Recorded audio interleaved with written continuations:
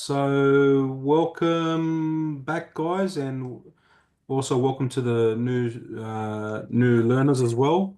Um, Before we start our session, I just want to do a quick introduction session for the new students. So welcome to Howder Institute of Education. Before we start, I just want to recognize the traditional owners of the land. In the spirit of reconciliation, Hattah Institute of Education acknowledges the traditional custodians of country throughout Australia and their connection to land, sea, and community. We recognise Aboriginal and Torres Strait Islander people as the first inhabitants of the nation and the traditional custodians of the land on which we work, live, and study. We express our gratitude to the sharing of this land, our sorrows for the personal, spiritual, and cultural costs of their sharing. I hope that we move forward together in harmony and in the spirit of healing. We pay our respects to all First Nations people and acknowledge elders past, present, and emerging. Okay, you have 8 units to complete. I think you guys are doing a diploma, so I think that that's a little bit more than that. There's two key assessment methods for each unit. So we've got the reading quizzes, the question and answer, report, research, or presentation. And then we also have the real-time and recorded role plays assessments as well, which can be done alongside friends and family or other learners, and also a trainer. Some of the units require a trainer to complete your role play. Learner support is available individually, and a unit study session is available for each unit. This is afforded monthly if you're interested. If you need any extra support, just got to email that group there, the LSO team, and they'll get you guys connected with one of the trainers. Watch this unit recording. So the next day after the class, you get a recording of the live session and also pre-recording that I completed today. So you get two separate recordings. The pre-recording is just me talking to the camera about the content for this week. And today's session is about a bit about talking about the content, but also covering assessments as well.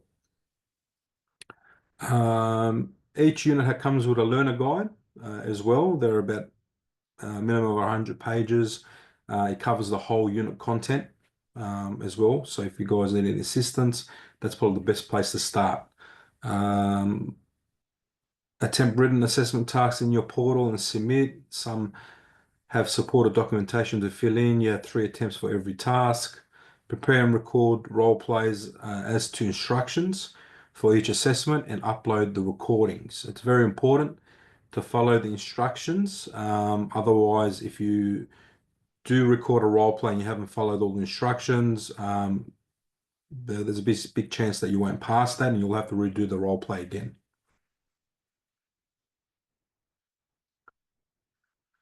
Results, turnaround and feedback, usually within 24 hours, but I'll probably give it 72 hours for you to get your results back. You get 3 attempts for each assessment, but I wouldn't worry too much about this. You can always get extra attempts as well. You can ask for extensions if need be. Referencing, so some of the assessments will require to provide referencing as well. There'll be a section in the end where it asks you to reference the work. Plagiarism, use of AI. You can only use up to 15% of your work using AI. And if you do use AI, you have to reference that work. Copying, saving, and submitting. Very important that when you submit work to the portal, that you make sure you save it and then submit. Responsibility for time management. So what we recommend is that you guys try to complete all the assessments as we go along with the units. So this unit is covered over 2 weeks. So we recommend that you guys try to get all the assessments done for this unit in the 2 weeks so you don't fall behind towards the end. Study support, like I said before, you will be afforded one study session a month with a trainer. You can also ask for extra support as well, and one of the trainers will try to help. or you can just reach out to me directly if you've got any questions about assessments or any role plays.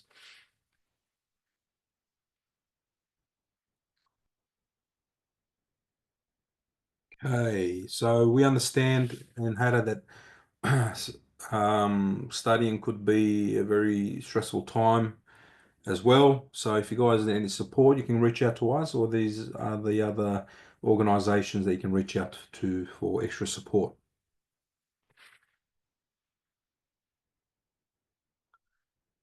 Well, that leads us to the start of our unit. So this is the first session of this unit, which is research and apply evidence to practice, unit number CHCP0L003. So this unit is the cornerstone of effective cure practice in the community service and healthcare sectors. It equips you with the knowledge and skills to critically evaluate research and integrate evidence into your professional decision-making process. Whether you're planning programs, supporting clients, or advocating for change, evidence-based practice ensures your actions are grounded in reliable, proven methods. Uh, so one will ask, why is research important? So research helps us understand complex issues, explore solutions, and evaluate the effectiveness as well. It ensures we're not relying solely on assumptions, personal opinions, or outdated methods, but instead making informed choices that truly meet the needs of the people that we serve. So for example, just imagine you're working with a client experienced in social isolation. Without the research, you might assume group therapy is the best solution. But with evidence-based research, you might discover that individuals or individual therapy coupled with smaller community-based activities yield better results for individuals with similar challenges.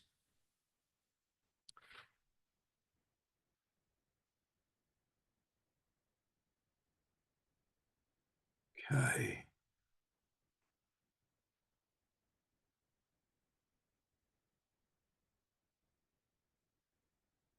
All right. So now that we've covered a little bit about what this unit's about, let's just take a moment to cover the assessments quickly as part of this course. So these assessments are designed to help you demonstrate understanding of the material and apply the skills you've learned to practical scenarios. So the first task is case studies. In this task, you'll be required to read and analyze case studies. The focus is on applying formal research methods to inform evidence-based practice. You're expected to carefully review the provided case studies, conduct relevant research to support your analysis, provide clear evidence-based responses that demonstrate your ability to link research findings to practical applications. And then assessment 2 is written questions. So the task involves answering a series of written questions to test your knowledge of the unit. Answers. So what we expect is you answer all the questions in a thorough manner, demonstrate you understand of each key concept, including research methods, evaluating evidence, and applying findings to practice. Any questions so far, guys?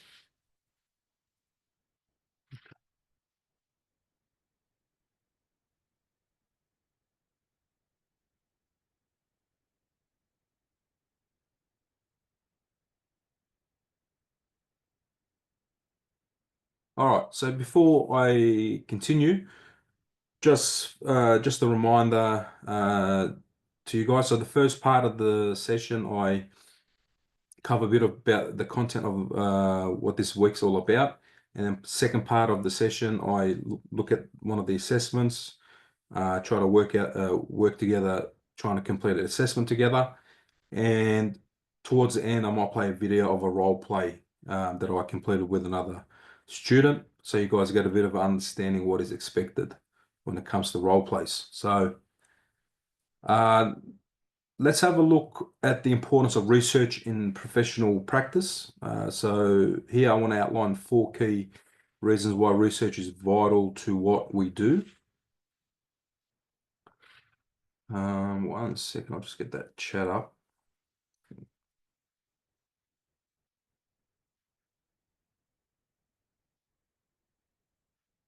Okay, so effective and efficient services. So research allows us to design and deliver services that are not only effective in achieving their goals, but also efficient in utilizing resources. By basing our practices on well-researched methods, we can ensure we're using time, money, and effort wisely to create the greatest impact. So foundation for evidence-based practice. So evidence-based practice depends on reliable research. It provides a foundation for making informed decisions, addressing client needs, and implementing strategies that have been proven to work. Now, this approach reduces the guesswork and enhances the quality of outcome, or we hope it does. And then gather and identify credible sources of information. So research equips us with the ability to find and evaluate credible sources of information. Not all data is created equal, and distinguishing between high quality peer-reviewed studies and less reliable information is important skill, a crucial skill for any professional. And then finally, evaluating current trends. So research helps us stay informed about current trends and emerging developments in our field by keeping up with the latest findings. We keep to adapt our practice to meet changing needs and remain relevant in dynamic professional environments. By focusing on the elements of research ensures that our practice remains effective, evidence-based, and up-to-date. It's not just about collecting the information, but using the information to drive meaningful improvements in the way we work and the way we serve our clients. All right. So just a question for the group, if I may. Why is research critical for providing effective and efficient services?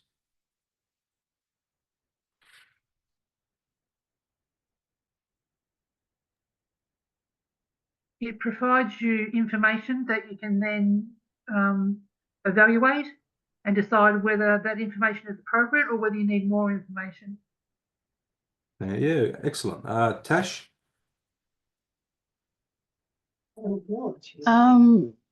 Personally, I reckon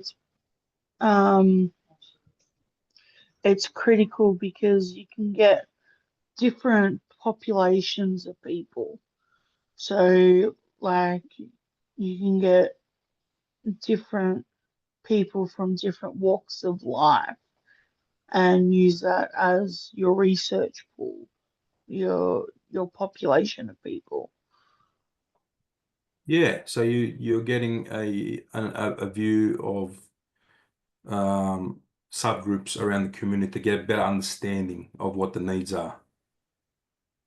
Anyone else? All right, so research plays a vital role in making sure that services meet the specific needs of the individual and also the community. So by identifying what works and what doesn't through data-driven insights, professionals can implement the strategies that have been proven to produce positive outcomes. So for instance, in healthcare or community services, the research might highlight which interventions reduce stress for clients and improve health outcomes or enhance program accessibility. Further to this, research prevents waste of time as well and resources by eliminating the guesswork, like I stated earlier. Instead of relying on anecdotal evidence or outdated practices, professionals use findings to adopt targeted and efficient methods. This will lead to not only better results for your clients, but also cost effective in terms of using the funds, staff time, and other resources. So an example I could give is if a youth worker might use research to implement a program that's been shown to reduce youth crime rates, ensuring their time and effort are focused on strategies that truly make a difference. The second question on the screen is, how does research help in identifying credible sources of information? Can anyone have a go in answering that question?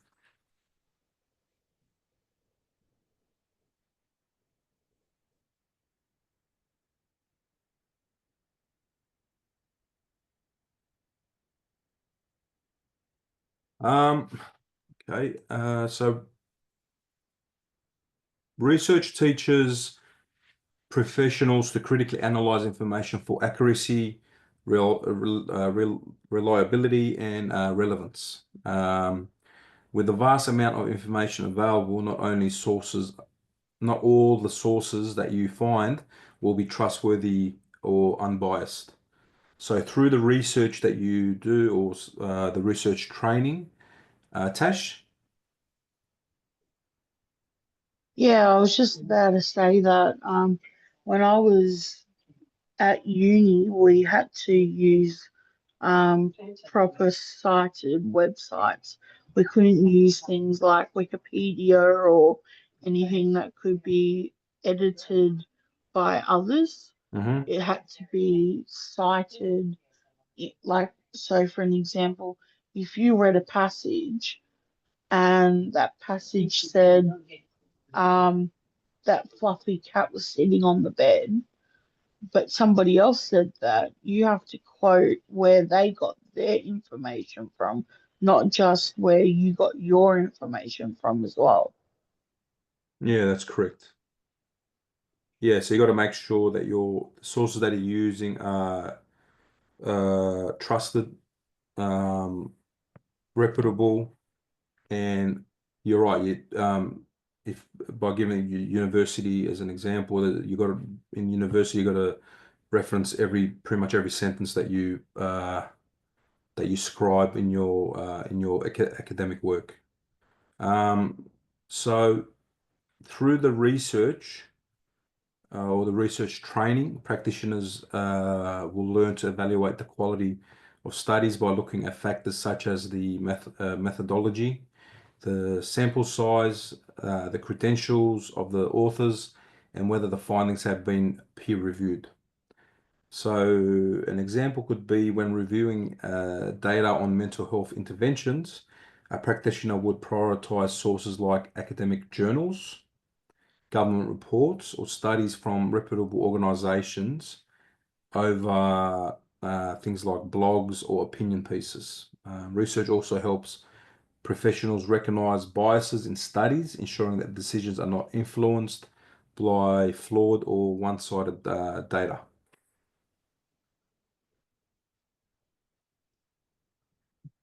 All right, so evidence. So here, as you can see on your screen, are the types and purpose of evidence in professional practice. And the four key areas are highlighted on the screen.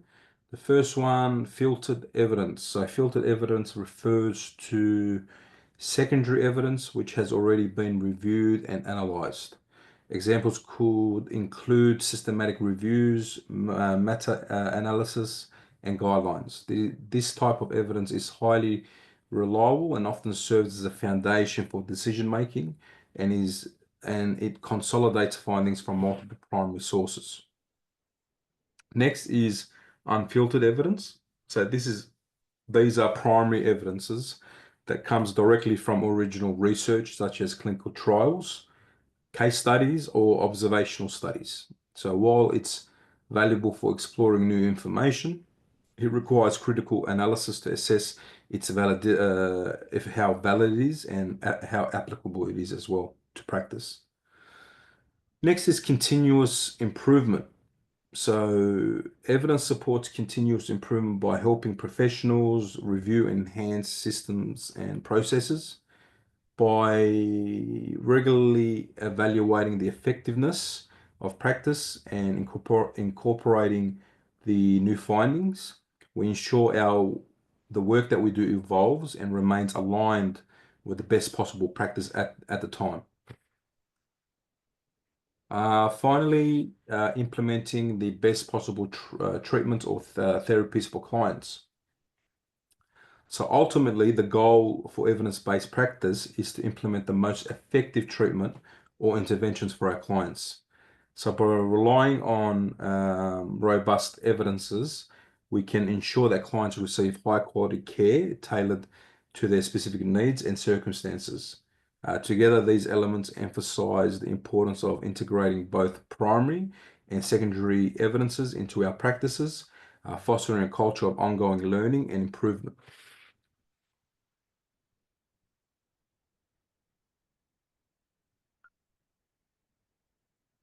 All right, just the continuation of evidence. On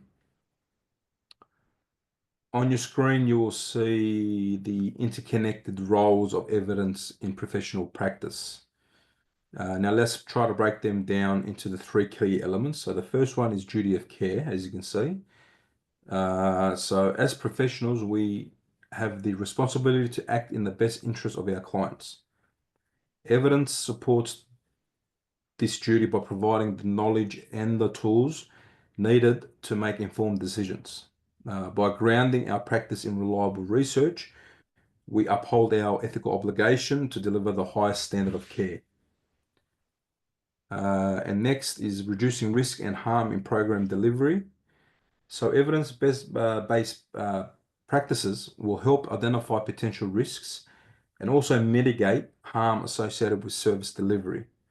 For example, research can highlight ineffective or harmful methods, ensuring that only safe, proven strategies are used in programs and interventions. And then finally, enhancing the practitioner's ability to provide the best evidence-based care. So evidence strengthens a practitioner's ability to deliver high quality, effective care. It ensures that the decisions that are made are guided by the latest research and also the best practice, enabling the practitioner to tailor their approach to individual client needs. At the center of the diagram, we see the overlapping of these three elements, which represent the ideal outcome. Evidence-based practice not only fulfills our duty of care, but also minimizes risks and maximizes the quality of care that we want to provide. This holistic approach will ensure that the client benefits from a safe, effective, and ethical services.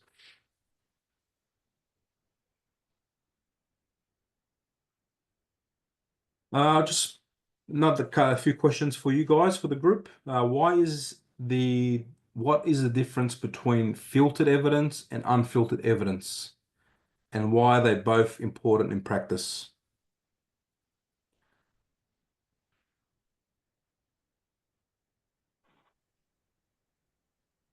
The filtered evidence is primary and the unfiltered evidence is secondary. Well, if I got that around the wrong way. Yeah, it's the other way around, but yeah, thank you All for the that. way around, yeah. Yeah, it's all good, Margaret. Thank you for that. So yeah, filtered evidence refers to secondary, such as systematic reviews, meta-analysis, and guidelines that have already been evaluated and synthesized by the experts. These sources save time and also provide a high level of reliability as they combine findings from multiple primary studies.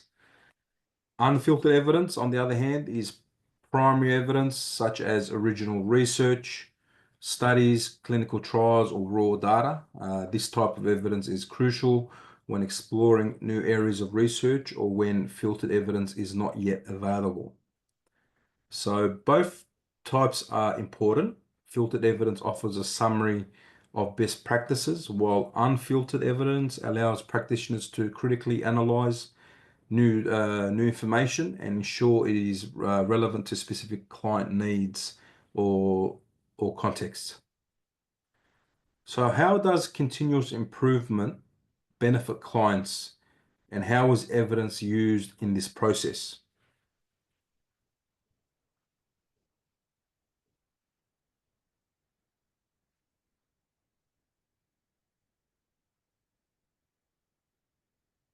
Okay, so continuous improvement focuses on consistently reviewing and enhancing systems, processes, and practices to provide the best outcome for the client. By using evidence, practitioners can identify areas of success and those requiring change. So ensuring that interventions remain effective and also up to date. So for example, analyzing recent evidence might reveal that a therapy previously considered effective is now outperformed by a new approach. So implementing these findings into practice means clients benefit from the most current and effective treatments. This approach also fosters accountability and ensures resources are used efficiently to meet the needs of the client.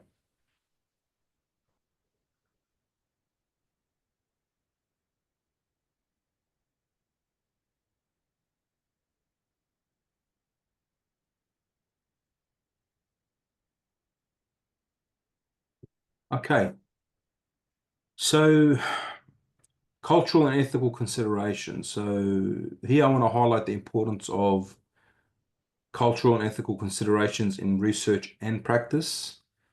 So firstly, refer to the guidelines. So when conducting research or implementing programs, it is very important to refer to the established guidelines. So these guidelines provide a framework to ensure that our work is ethical, respectful, and culturally appropriate. They help us to navigate complex situations while maintaining professionalism and sensitivity. All right, so the ethical conduct and research with Aboriginal and Torres Strait Islander people and communities 2018.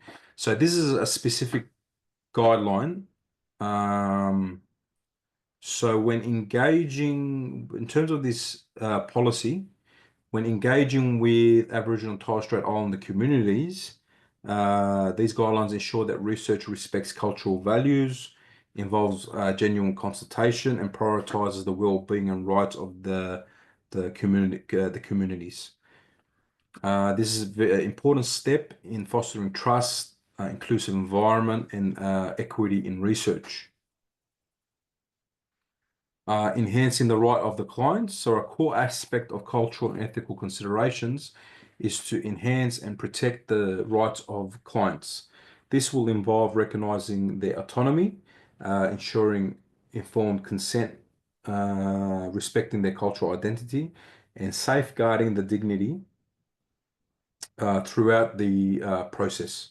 So by doing so, we build trust and create a client-centered approach to care and research. So in summary, cultural and ethical considerations are not just about following rules, they're also about respect, equity, and empowerment. So by adhering to these principles, we ensure that our work benefits all stakeholders and align with the highest standard of professionalism.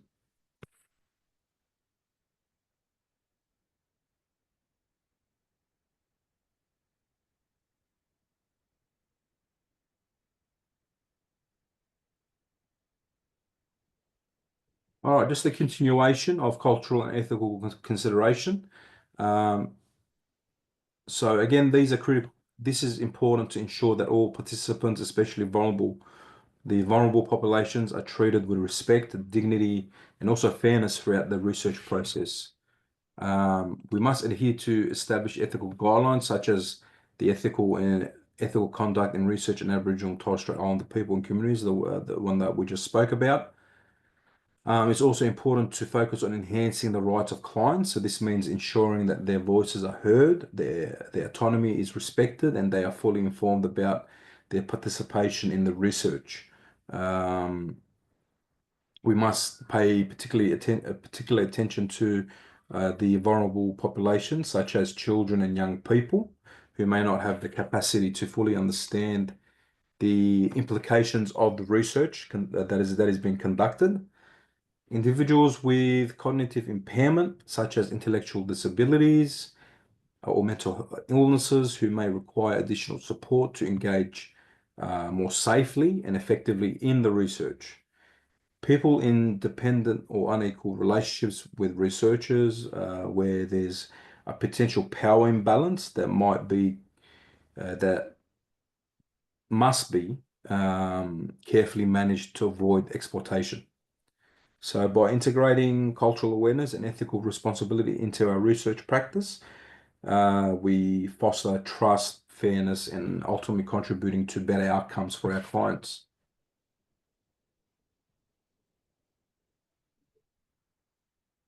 Okay, evaluating current trends.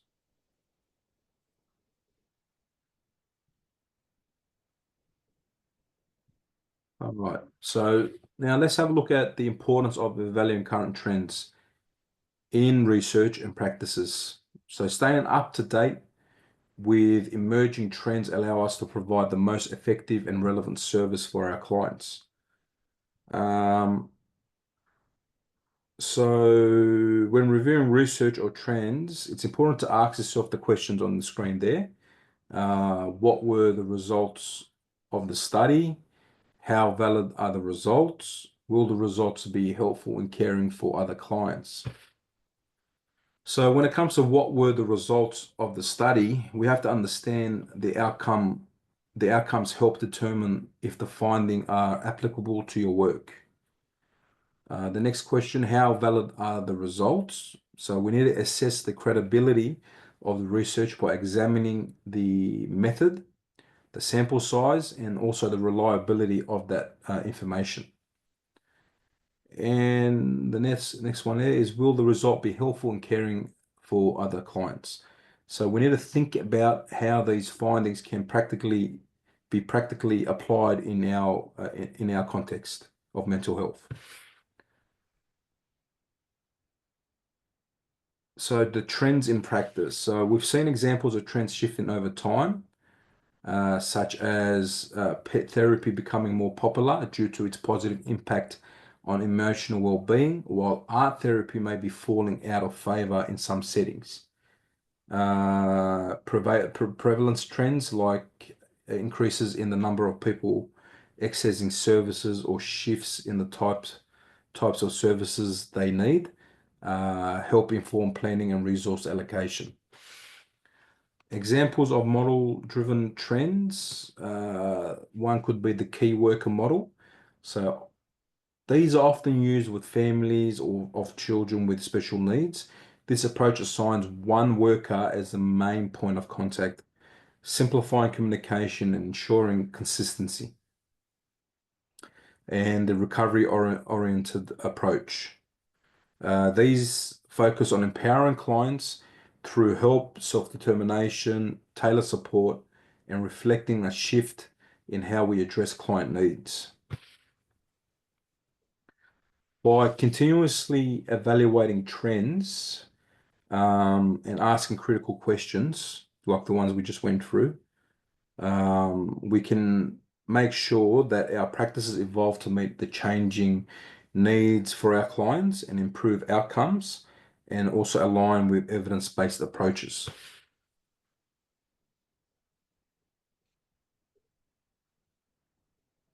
Okay, let's have a look at research objectives now.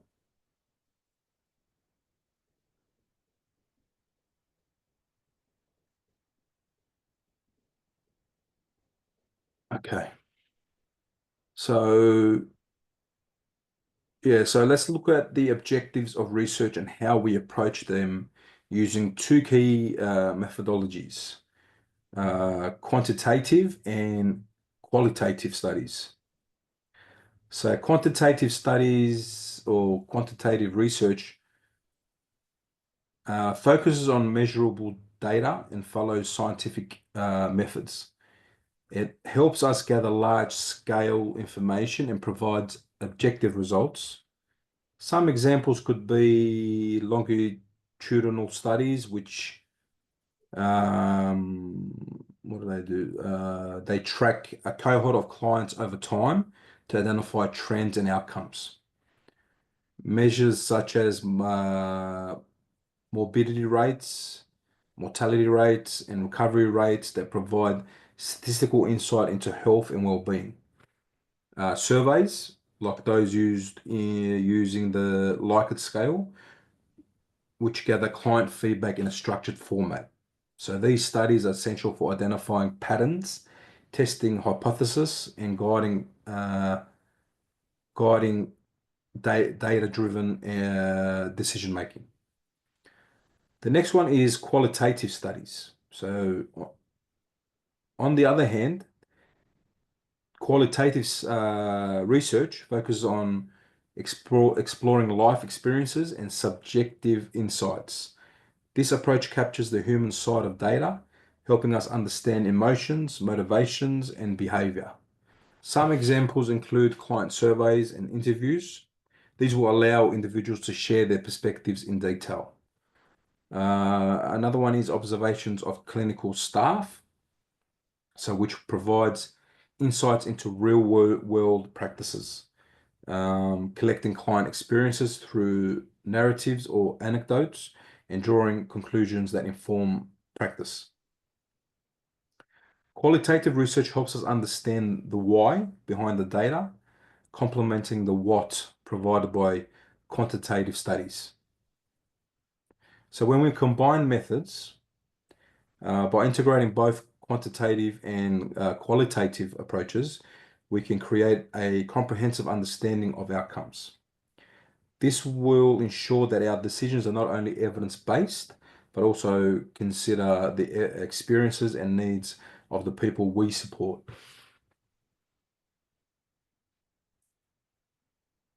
Okay, sources of information. So when conducting research or evaluating information, it's important to ensure that sources we rely on are meeting specific criteria for reliability and relevance. So let's break that down to the key factors to consider. So currency. So first, always check the publication date. Is the information up to date and reflective of current practice? Outdated information might no longer be relevant, especially in fields like healthcare or community services, where trends and evidence evolve rapidly. Next is relevance. So consider whether the information is directly applicable to your topic or the needs of your client. It's important to choose sources that address the specific issues you're researching rather than generalized or unrelated data. Then authority. So look at who authored or published the information.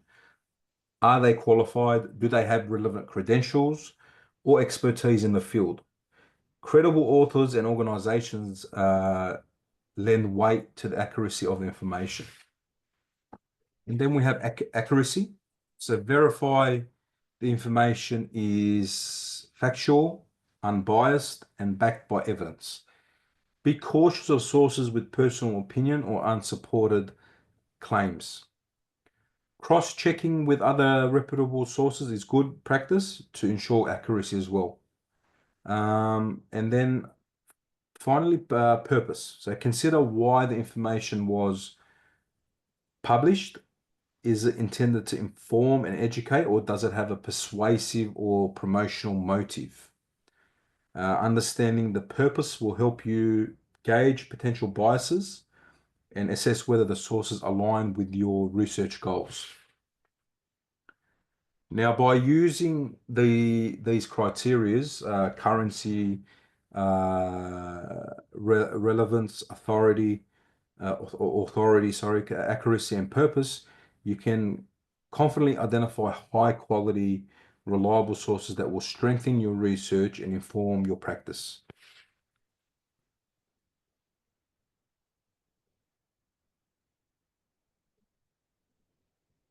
Okay. Gathering information. So gathering information is a critical step in research and evidence-based practice, like what I've been speaking about during this session. The process of gathering information lays the foundation for informed decision making. Then that way you can ensure that your practice or our practice are grounded in accurate and reliable data. So it's in Tash. Hi, I just have a quick question. Yeah. In regards to Google, um, do we, as we're doing a diploma in mental health, we're not actually doing a bachelor's or a master's degree.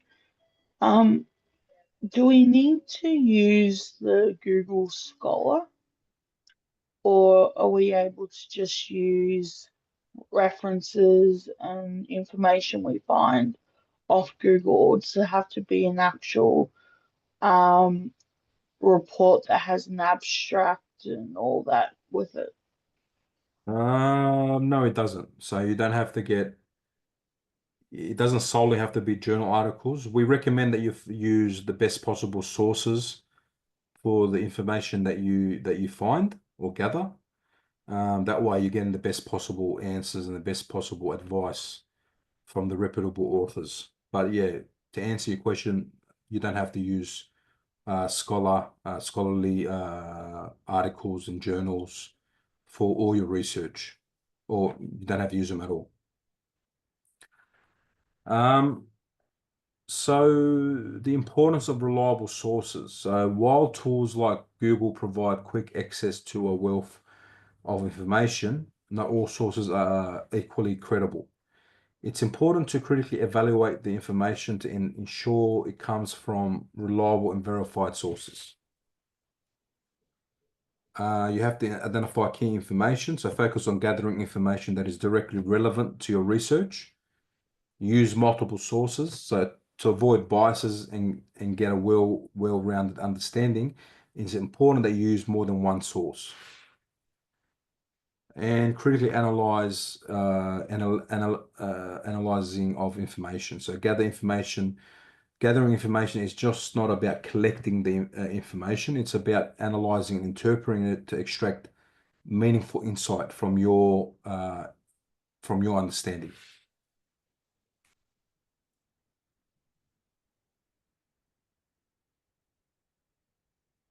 All right. So let's have a look a bit more into gathering information. So meta-analysis. So this involves reviewing and analyzing data from multiple valid studies using statistical methods. This approach provides a high level of evidence by summarizing results, I guess, allowing practitioners to draw robust conclusions from a broader range of research. Justify rationale behind a practice. So gathering information is particularly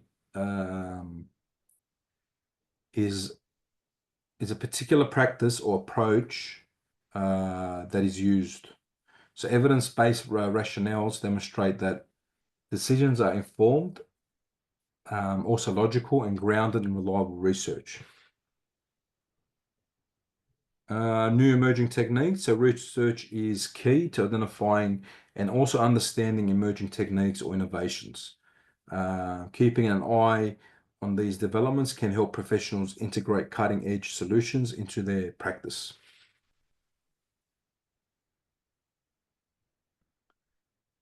Okay, gathering information. A bit more on that.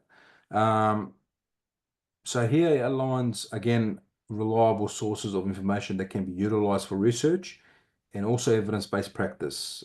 So when it comes to academic databases, these are things like PubMed, JSTOR also, and ProQuest, which is used widely in universities, prove access to peer-reviewed journal articles, research studies, and scholarly publications. These sources are especially important for finding high-quality, evidence-based information that has been rigorously reviewed by experts.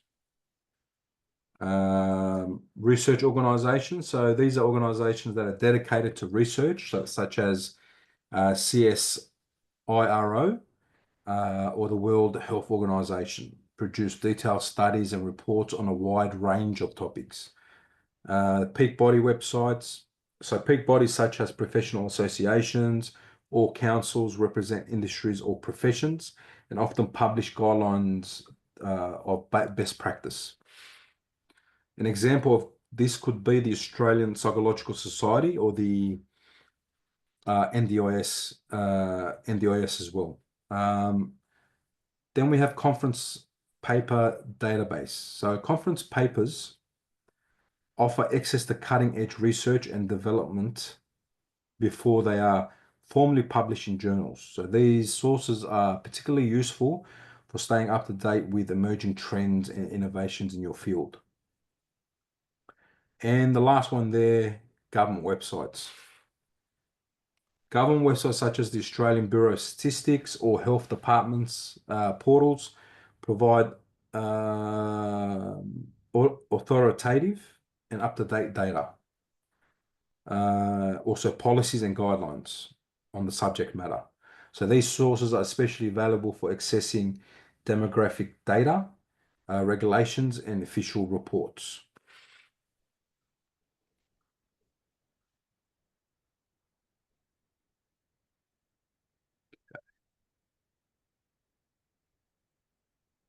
Okay, so during this session, we covered research and applied evidence, session 1. So we looked at the fundamentals into evidence-based practice.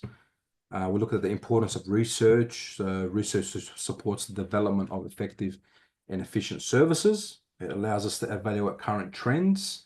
We looked at evaluating current trends as well. So it's essential to assess how valid and applicable the results can be to ensure they are helpful in caring for clients. We looked at understanding evidence. So we looked at filtered evidence and unfiltered evidence as well. We touched on cultural and ethical considerations. So ethical practices, especially with Aboriginal and Torres Strait Islander communities, ensure respect for cultural values. We had a look at research objectives, so quantitative and what was the other one? Qualitative studies.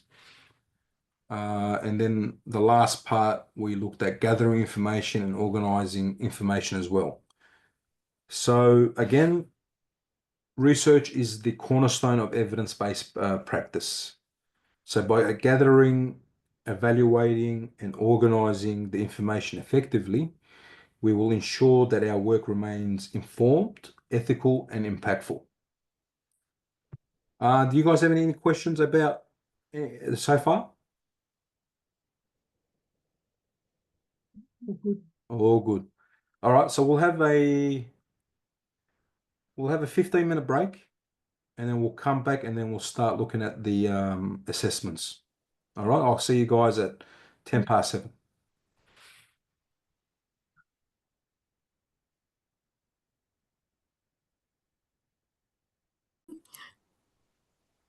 There you go. All right, so I heard a bit of that conversation as I was coming back into the room. Look, this unit is probably the I'll just say it, it's probably the most boring unit out of all of them. So You'd be right. Good one to start on. So a lot of this is not going to get your brain ticking. You guys are all studying mental health, so you guys want to talk about the actual Mental health. content. So this unit is important, but I can see from looking at you guys that it's not really that interesting, but it's worth to know about the importance of research and the methodologies behind it as well. So if you for the new guys, I think Tanya and Kiri, Yes. I'll type in my email address. If you need any support or any assistance in the assessments, you can reach out to me. The role plays are usually the tricky ones as well. So if you need any assistance with them, or if you want to maybe conduct a few with me just to get the ball rolling and get comfortable with it, I'm happy to do that as well. Right. All right. Thank you. So yeah, I wouldn't stress too much. Once you get into it, you get the flow and you get used to it pretty quick. All Good. right, so let's start with this assessment. So in the beginning I said there was 2 assessments, but apparently there's 3 for this. So the first assessment is written questions. So there's 15 questions, as you can see on the screen. The first question is, describe 2 situations where you would need to undertake research in your work practice. Does anyone want to have a go at that one? Well, you were saying it before, Kiri. Go ahead. I've forgotten. No.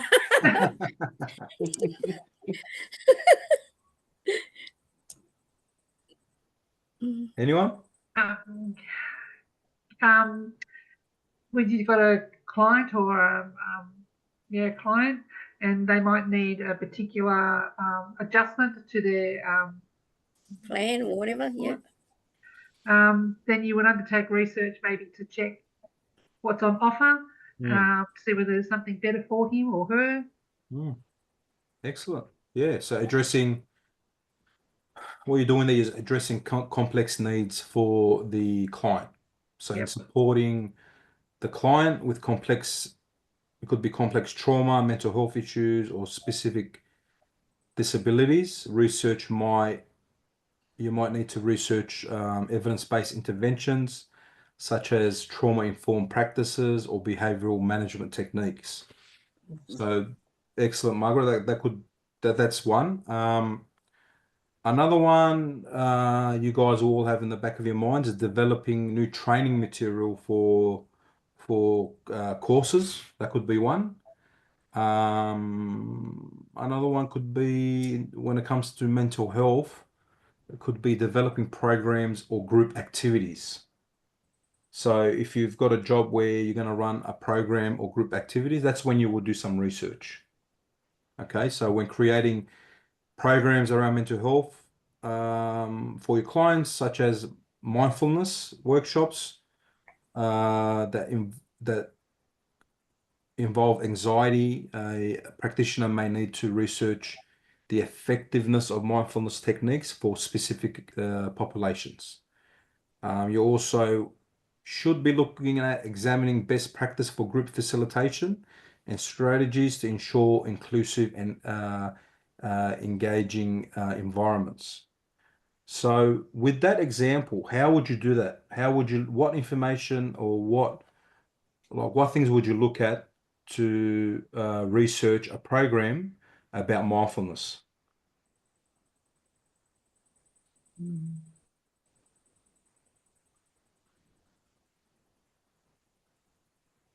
So I would probably go on YouTube for one and have a look at videos, just type in group activities for mindfulness. And then you'll get a billion videos that come up with mindfulness techniques. Then if there's names to them mindfulness techniques, I would probably research it online to find out how valid and how effective it is. If I really want to be a nerd about it, I'll be looking at journal articles or reputable authors that support that technique as well. Yeah, so we're answering this question. I don't want you to go as in depth as I just did. I'm just giving you guys an example. Mark? How many words did you want these? How many words did you want in these answers? Just a sentence for each. It's not, yeah, just But they don't accept that, Kayan. They don't accept that. You've got to put more than a sentence in when they're marking. Otherwise, they send it back saying there's not enough content. Yeah, so with this one, describe 2 situations where you would need to undertake research in your work practice. Yeah, I see. With this, I wouldn't imagine you need too much information. I know there's some trained assessors who've got high expectations with marking, but with this particular question, I think a sentence will be sufficient for each section. If you guys like, when you do finish it, because I like to mark my students' work, so when you do finish an assessment, maybe just email me to say, listen, I've just submitted this assessment. Can you mark it for me? And then I'll just jump on and mark it before someone gets their hands on it. Cool. Cool. Cool. Yeah, good. All right. So describe the difference between filtered and unfiltered evidence. Does anyone remember what filtered evidence was? Unfiltered evidence. I want to try this. Unfiltered evidence is when you first get it and you haven't analysed it at all, and then filters evidence is when you've actually gone through and no, I'm sorry, no, can't remember. Yeah, you're on the right track. No, Yeah, you're on the right track. yeah, you definitely- Filtered evidence is when you're looking at a resource that's already existing in play and it's just going over that and just discovering the best practice. And unfiltered is you could be in a group of peers discussing an idea and trying to get that off the ground. Would that be right? So filtered evidence refers to information that has been appraised and evaluated. Yeah. So existing evidence. Yeah. And unfiltered refers to, like Tanya was saying, original research that has not undergone any critical appraisal. That's what I As meant to say. Yeah, you're on the right track. Look, it's gonna be hard to give me answers without doing research. So when you got your own time and when you're on the internet and researching, you're gonna find these answers very easily.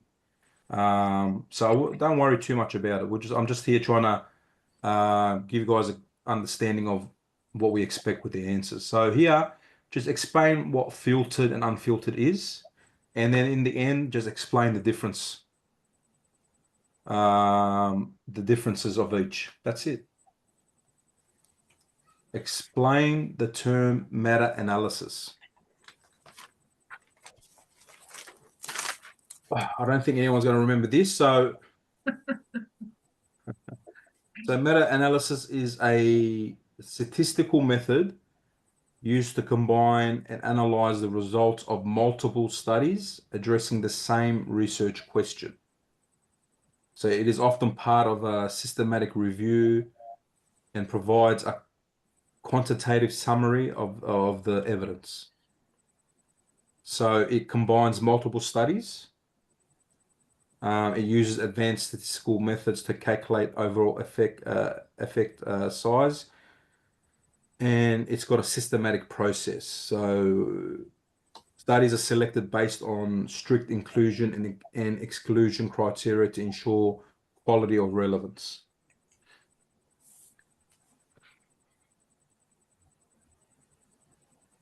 So it doesn't ask for an example, but an example could be if you have 10 studies to examine and you're examining the effectiveness of 10 studies around mindfulness-based therapy for reducing depression, for example. So a meta-analysis might combine their results to determine the average improvement in depression scores across all participants, while in the same time analyzing variations between the studies.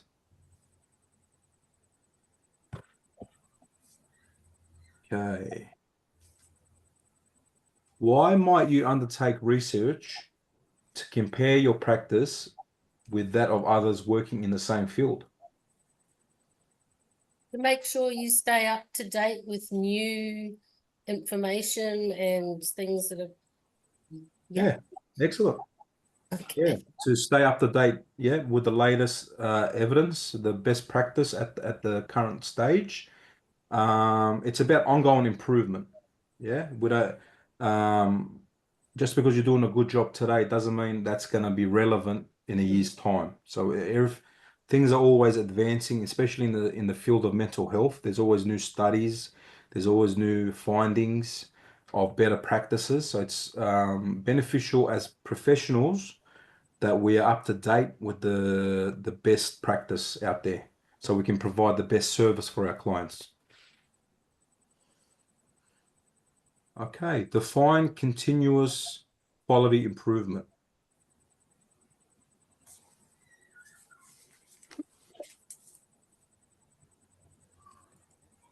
So I touched on this a little bit in question 4. So this is an ongoing process of identifying, assessing, and improving the quality of service, processes or outcomes in the organization that you're working for. So it emphasizes constant evaluation and enhancement to meet or exceed stakeholder expectations and also achieve better outcomes. Okay, explain how continuous quality improvement differs from evidence-based practice. So again, here I just want you guys to explain what each is and then just explain the differences. So both of these are both important in our setting, especially in the healthcare and social services, but they serve distinct purposes and operate differently. So when it comes to continuous quality improvement, again, this is an ongoing process aimed at enhancing processes, systems, or services within your workplace. It focuses on improving organizational performance and outcomes as well. Evidence-based practice is a decision-making approach that integrates the best available research, evidence, clinical expertise, and client preferences. Focuses on applying scientific evidence to guide specific practices or interventions.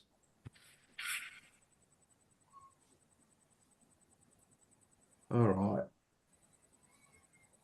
In your own words, define the following terms and provide an example for each. So quantitative studies, here you got to define it and then provide an example, and the same thing with qualitative studies. Can anyone try to, in your own words, try to explain what quantitative studies is? Quantitative studies is like more of a measure, like a graph or it's like the quantity, like it's a measurable, it's my own words. Yeah, you're right. System. Yeah. So it's all about the numbers, the data, statistics, measurable outcomes. Yeah. So these studies aim to test the hypothesis, identify patterns, and establish cause and effect relationships using structured methods such as surveys, experiments, or observations. So you're right. It's all the numbers, numerical data, the statistics, and all that sort of stuff. Can anyone give an example of this?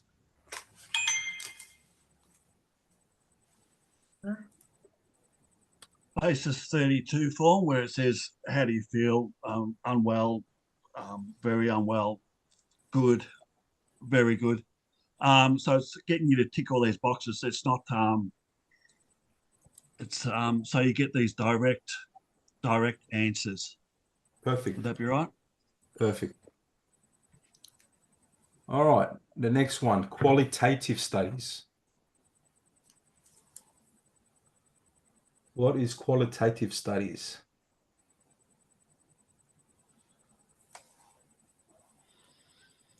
So this involves research that explores experiences, emotions, and perceptions. So this type of study uses non-numerical data such as interviews, focus groups, and observations to understand complex phenomena. So often providing rich, detailed insight into a human behavior or social context.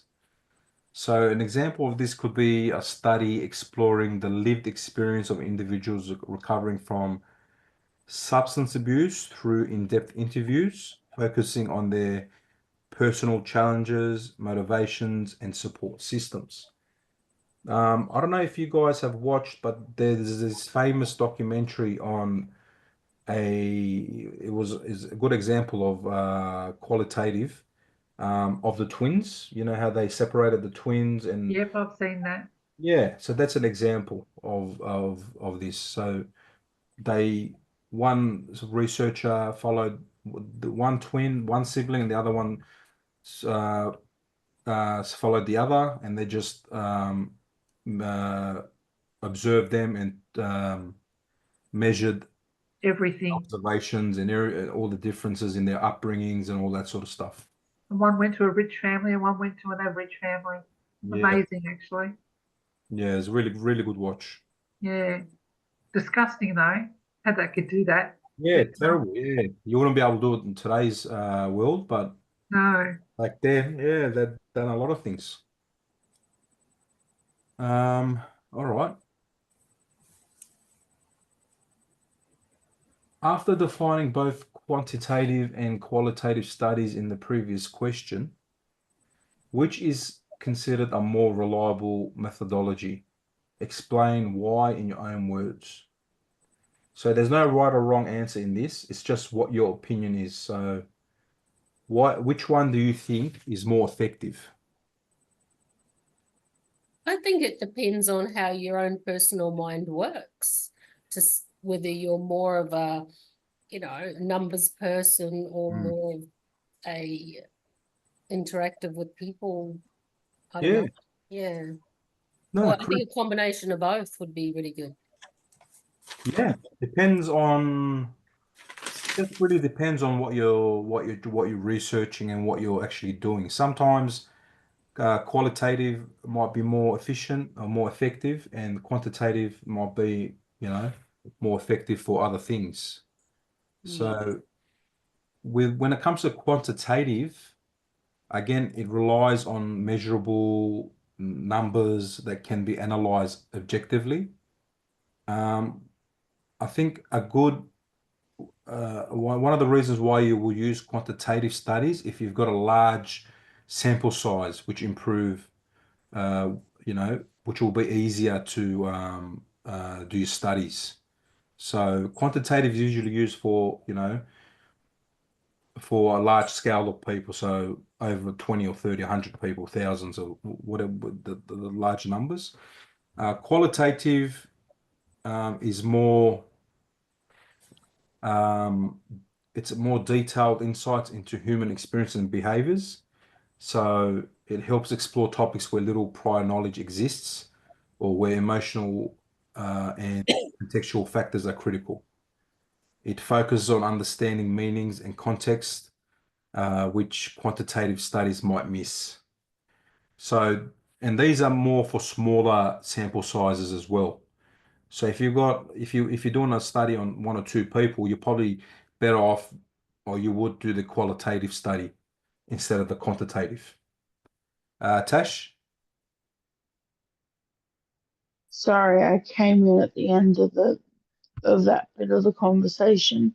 But the way I used to remember the difference between qualitative and quantitative is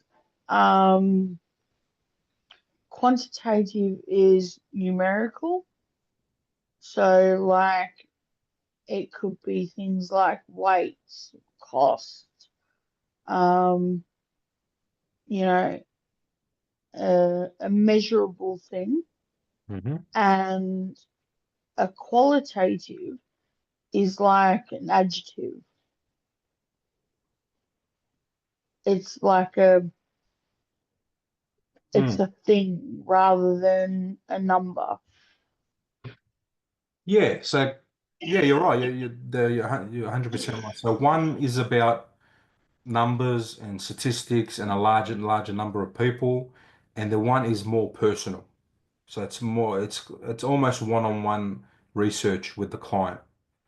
And you can only do that if you've got a small number of participants. Yeah. So this answer, you could either choose both, or you could choose one or the other. It's your preference. If it was up to me, I would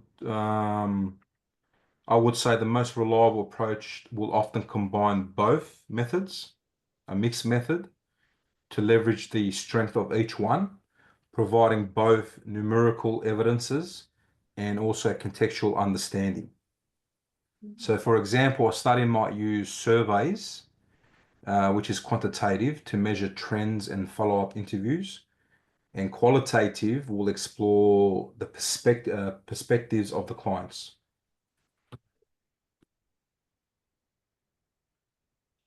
All right. Review the following, Tash. Sorry, do you record these sections of the class, or is it just So what was that? Did I? are you recording this Yeah. section of the class? Yeah. Oh, perfect. Sweet. Yeah. So the whole class is recorded. Yep. Yeah. So you'll get the copy of this recording hopefully tomorrow. Perfect. Thank you. Okay. So yeah, like I said in the beginning, there'll be two recordings. There'll be a pre-recording of me talking to myself, going through the session, and then the live session is this session right now, where I summarize the pre-recording and go through assessments and all that sort of stuff. Yeah. All right. So here is the next one. So review the following references and evaluate the validity. Say that word. How valid of the information is and sources, given reasons to justify your answers. So source one, animal assisted therapy from Wikipedia, the free encyclopedia. Wouldn't touch it with a 10-foot pole. You can add stuff into Wikipedia. Yeah, that's right. So as soon as you see Wikipedia, alarm bell should be ringing. Um, but so when it comes to this source, I'll cover this source with you guys. So Wikipedia is widely used and accessible, and it is valuable starting point for gaining general knowledge on a topic, but it's how valid it is or how reliable the academic or professional sources is limited. And the reasons are it provides a broad overview of the topic, which can be useful for initial research.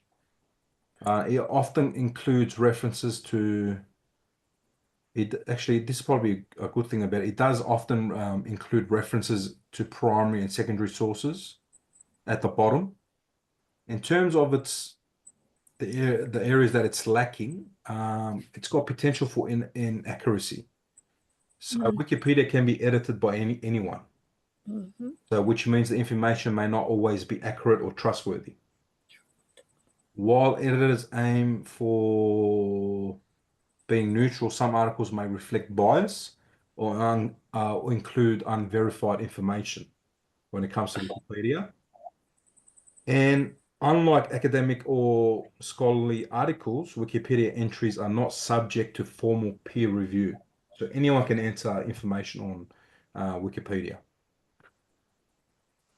So in other words, don't really use it, or just use it for general information, but never do quote off it or anything like that. Yeah, excellent. So yeah, you could make that your starting point on just getting an idea of a topic, but then from there, like you said, I would branch out and look for some reputable authors or journal articles or government websites. Um, a lot of mental health, community services, youth work qualifications, a lot of that information will be covered in government websites as well. So we're very lucky when it comes to that in our field, that the government does cover a lot of content when it comes to our subject. So are they asking you to read through this and then judge it and look into their resources and see if they're valued resources Yeah, and so on? exactly. Yeah, spot on. So source one rings alarms bell because it's Wikipedia. It doesn't have an author. It doesn't have the year that it was published, and it doesn't tell me who published it or who was. Yeah, source two to me looks like a reputable source without even looking at it, going into the link. So you've got your authors, you've got the title of the study or the article, and it tells me what pages is relevant for this source, and it tells me where it was published and reviewed. Source 3 is the same. So it tells me the author, the title, where it was published, and what date it was published. Okay, but I will still go into it and just have another look to see which other references they've used for their studies as well, just to tick all the boxes. So just having a glance, I would say the first one is no good and the other two look okay, but I'll do further research into them. All right, define the following types of studies and fill out the table below. So let's start with randomized controlled clinical trials. Can anyone try to define what that is? Sounds like to me that you're not doing a set lot of clinical trials, you're doing random. So you're just picking, I don't know, out of a dozen, you may be picking 4 and doing a controlled clinical study on that. Excellent. Yeah. Would you say it's primary or secondary? I would probably say secondary. I'm wrong there, aren't I? Primary. I don't like saying you're wrong. No, that's fine. I don't have a problem with that. But Yeah, I think it's more primary. why is that? One sec. I just got it. One sec, guys.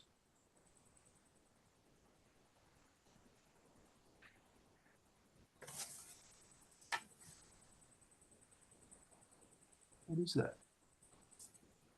Okay. Can you guys see me on the screen? Yep. Yep. Okay. All right. Yeah. So I would say it's primary, right? Margaret, did you ask me why? Yeah, why? Just my own thing. Yeah. So when it comes to randomized controlled clinical trials, I would say it's primary because it refers to original, Oh, okay. Yep, that makes sense. yeah, or direct or first-hand evidence. Yep. Yeah. What about, do you think it's qualitative or quantitative? Qualitative. Qualitative. Qualitative, you reckon? Yeah. Well, that's what I would say. Like Tanya, that's what I would say. Qualitative. I'm wrong again, aren't I? I'm on a roll here. I think it's the other one. Quantitative. Okay. I'm just going to make sure because sometimes I get these confused. So qualitative.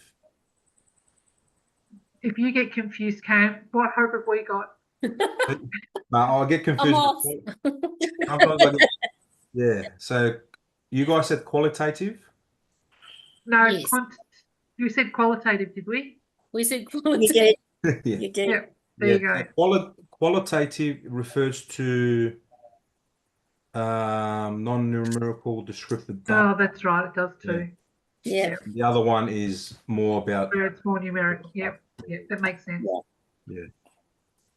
Well, don't ask me the last question because I've got the first 3 wrong. I've got the second 2 wrong. So Yeah, you're just going to need the meanings in front of you, and then when you look at each one, you just got to look at the meanings.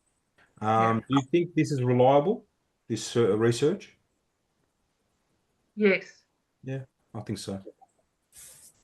Yeah. Definitely. All right, we'll just cover the second one, and then I'll let you guys do the other ones in your own time. Case series and case reports. Can anyone try to define what case series and case reports are?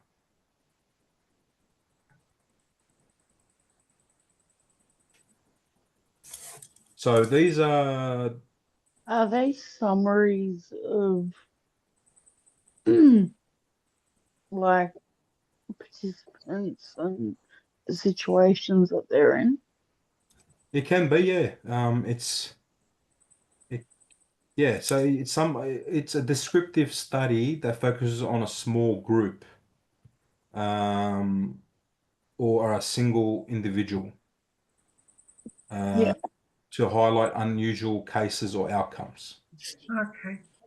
Yeah. So just so my brain can remember, so qualitative Mhm. is if you think about it in the sense of what is the quality of something, so to just Mm.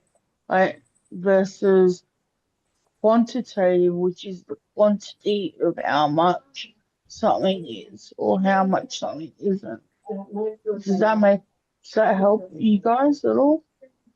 Or am I just rambling on? No, you're on the right. Yeah, Good that task, so thank you. qualitative is about, small numbers, more personable interactions with the participants. And quantitative is larger numbers and more statistics and numbers involved. Yeah. Um, so guys, do you think this is a primary source or a secondary source? I'll take a punt. Secondary. It can be Yep. sometimes, but I think it's more primary Primary. because you're having that interaction with the client, the group. Yep. Secondary is the information that we evidence that we look for, like in journal articles and that sort of stuff. But wouldn't you do that anyway, Kane? Wouldn't you be looking at journals and for information to go along with your study? So Yeah, you will be, yeah. yeah, But yeah, definitely. So after you do all this stuff, you know what, you're right, Margaret, because before you do surveys and you ask questions or before you observe the participants or the clients, you're going to do your research on how to do that the best. yeah, Yeah, you're right. But in terms of the actual action of it, yeah. Is I it would say it's primary? primary. Yeah, Yeah. Okay. yeah. Okay. So it's quite possible to be both. It can In be, that but sense. I think my best bet it's probably primary for this answer. Yeah. So what about, is it qualitative or quantitative?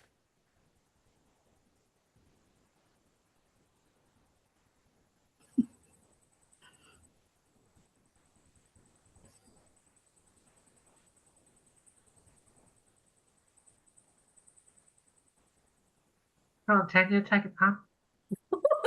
God, don't-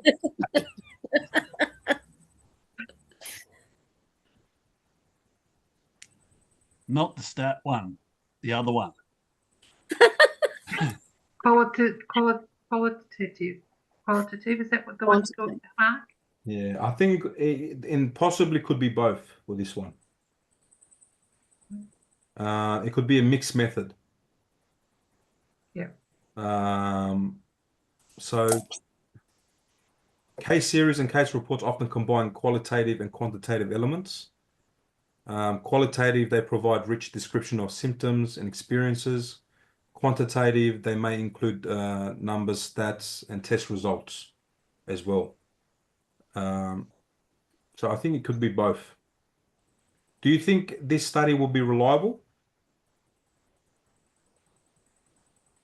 Yes, I do think it would be reliable. Yeah, I think so. It's depending on the population you're looking up, you're Mm. looking for. Yeah, that's right too. Yeah.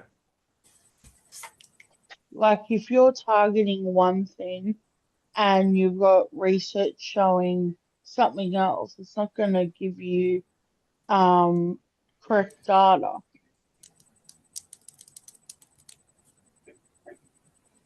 Yeah. So the reliability of case reports or case series depends on the purpose. Like Tash was saying, it depends on the purpose and on how they are used. So while they are valuable in specific contexts, they have sometimes have limitations that can affect their reliability as well. All right, I'll leave the other two for you guys to do in your own time. We'll just go on to the next question. Which is, how does the concept of duty of care relate to evidence-based practice?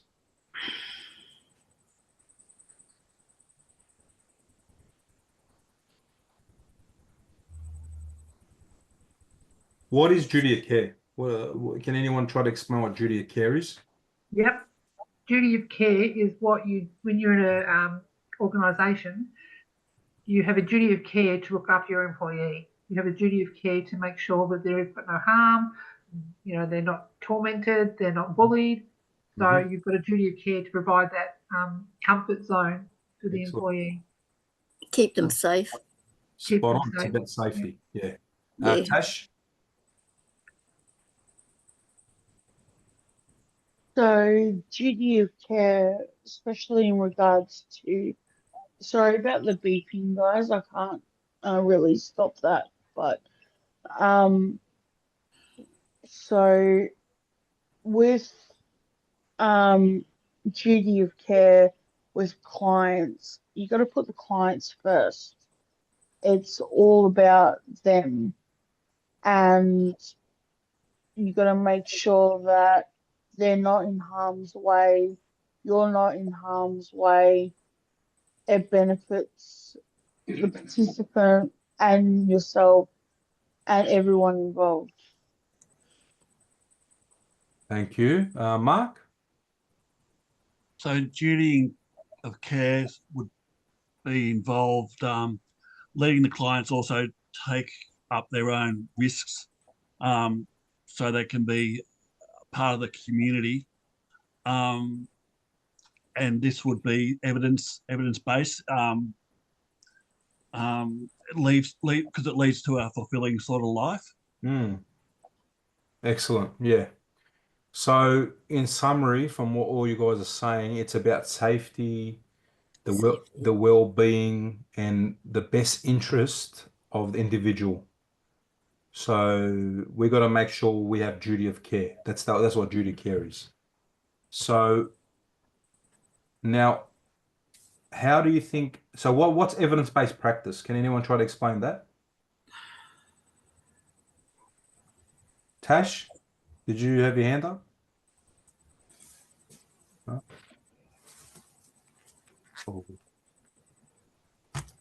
Sorry, that was an accident. that's all right. Evidence-based practice? That works well. The evidence has suggested that this practice works the best. Yeah, Best source we've got at the moment. that's right. Yeah, so it's the most current, it's the most researched, backed practice that we have. So now that we know what duty of care is and what evidence-based is, so how do you think these two concepts relate?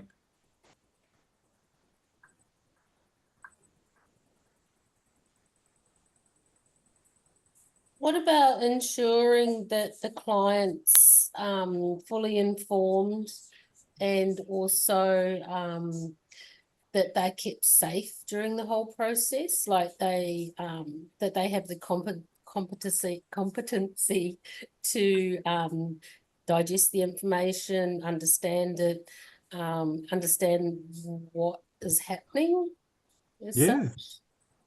Yeah, perfect. Yeah. So important part of duty of care is that when we're providing the best possible service, safety, trust, and when we're trying to empower our clients, we're doing that by using evidence-based practice. So things like trauma-informed care, CBT.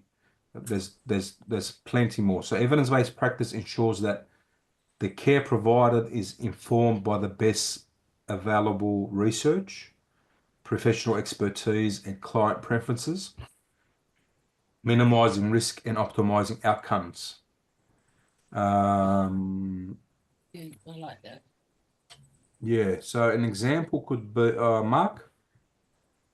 So if they wanted to go skydiving, would your duty of care have an opinion on that, or would you let them go skydiving? Give them a parachute. See,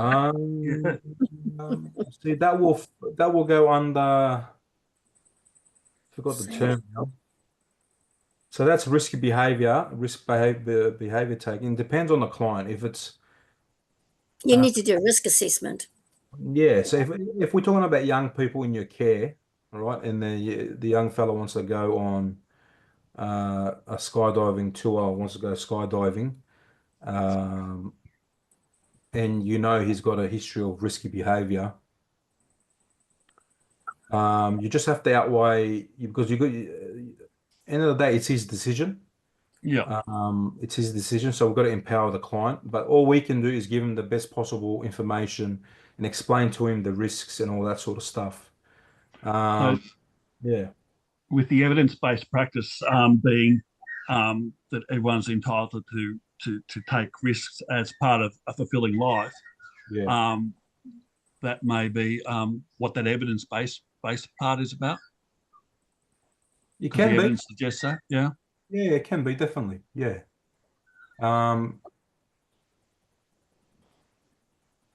Yeah, I think so. That's a tricky Your evidence would be your paperwork, your risk assessments, your meetings. You're talking about, like you said before, Kay, about letting the client know the risks that are entailed and letting him make the choice. Yeah. It's pretty important. So everything's kind of documented, written down, analysed. Studies are done. Yeah. Before you say yay or nay, and then just present it to that person. Excellent. Yeah. An example just came to mind. My wife's a nurse, so a nurse caring for a patient with chronic pain fulfills their duty of care by consulting evidence-based guidelines.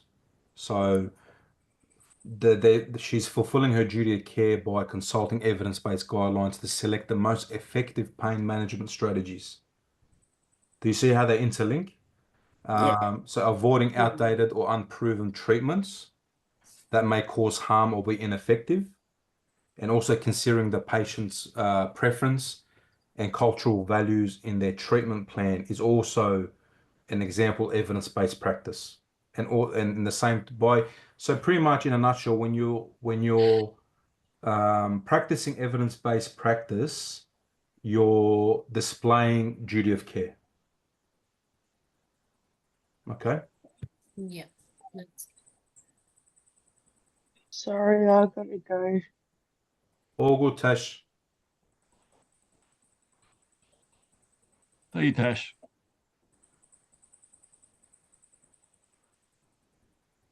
All right, let's go on to, is it item 12 now? Yeah. All right. So the question, this is a case study managing depression in aged care residents. So more than half, 52% of aged care residents have symptoms of depression compared with 10 to 15% of older people living in the community. That's according to that website there. Too often, depression is left undiagnosed or simply medicated when other interventions can prove beneficial. You're working as a diversional therapist at Shady Rest Aged Care Facility. A new resident, Marjorie, has been referred to you by the facility's doctor, who has identified that Marjorie is showing symptoms of depression. Marjorie does not want to be medicated and does not want to talk to a psychologist. Marjorie was reluctant to enter the facility, but after her second fall, she finally agreed that she should be with someone she can be monitored and taken care of. Marjorie isn't very mobile and is already having physiotherapy after her fall. She isn't interested in the social life of the facility, but has always crocheted and knitted. So consider what kinds of adjustments you would need to make to your research if an aged care resident with depression was Muslim Asian and spoke limited English. Write about the changes you would make to your researches in this case. That's a full-on question, that one. It is. So it's not so much about the fact that she doesn't want any of this extra like care or anything. It's more about the question is more about the fact that she's not very good at English. What do you take out of that? Yeah, that's correct. So we want you to consider the kinds of adjustments we would need to make in the research. So in this case, in this aged care, the resident with depression was Muslim, Asian, and spoke limited English. Write about the changes that you would make to your searches in this case. So we'd look for an interpreter, wouldn't you?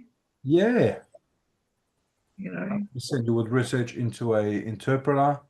And look at the cultural background and how they, their cultural ways, like that might be a sign of weakness to go and talk to a psychologist or something like that. They might very much value their family dynamic, or, I'd probably bring the family in as well and see what they have to offer. And that would be primary evidence. Yeah. Okay. That would be a good source of evidence. Yeah, very good. So is it the support worker? Yeah. Yeah, as a support worker at that, so the therapist at Shady Rest, you got a new client, Marjorie, referred to by the doctor who has identified that Marjorie is showing symptoms of depression. She doesn't want to take medication, does not want to talk to a psychologist, and she comes from she's Muslim, Asian, and speaks limited English. So you got a bit of information already. So here, what I would do, knowing that she doesn't want help medication, she doesn't like socializing in the facility, and knowing that she's Muslim and has limited English, I would research for a interpreter, like Margaret suggested. I would also look at terms like depression management in Muslim communities. Cultural advisor. Yeah, to see if is there something they do differently when it comes to depression management. So I'm Turkish. I'm Muslim. I know in Turkey, a lot of the psychologists there use with religious clients. They use religion as a source of meditation and therapy. So when they're reading the Quran or when they're praying, they will tell the client to use mindfulness techniques while they're praying. So just concentrating on the feeling of their hands when it touches the ground, or when they put their fingers behind their ears when they're praying, just to feel the sensations while they are praying. So that is a form of meditation. Is that male and female as well, or just male? Male and female, yeah. Okay. Yeah. So could we do anything with their strengths there? We've got like a knitting and a crocheting as a strength. I'm just wondering, what could we do with them? Yeah. So what would you do, Mark, when you in terms so I would see if the facility's got a group, and we could start a knitting group or something, even though she says she doesn't want to socialize us. We don't do so well on our own. And even if she's just got a connection, even if someone's there, it's a positive thing for us. Yeah. I feel. Yeah, exactly. Could you also, sorry, Mark, I thought you had finished. Yeah, I am. was going to say, you could also see if there is another Muslim patient or client or whatever they call them in those places there, so that maybe they could strike up a relationship of some sort. There's a number of different options that are available for her. Yeah. So I just typed in now. I'll put on the screen here. Crocheting and knitting can be therapeutic activities that can help with mental health, reduce stress, and improve hand dexterity. So there you go. Yeah. I'm starting a group of knitting at work. I don't know how to knit, but I'm going to learn and teach everyone else. Should be interesting. Hard, Mark. Very good. I think it's good that they got the texture of the wool, and it's good just to keep your mind distracted for some of these people sometimes. Yeah. I think it's a good thing. Yeah. Yep. So Do you there you think go. as well part of the depression could be her lack of English in an English speaking environment? So she's isolating Restrictions. herself, where she may be actually quite a sociable person, but she's not feeling confident. So as you said, Mark, going through something like a knitting or a crochet group, that's sort of like a universal language because you can sort of show people what you're doing, and that would be a way of distracting her from the fact that her English isn't great and she could be in socializing without even realizing it. Nice. Yeah. Very well said. Yeah, good work, guys. Very good examples.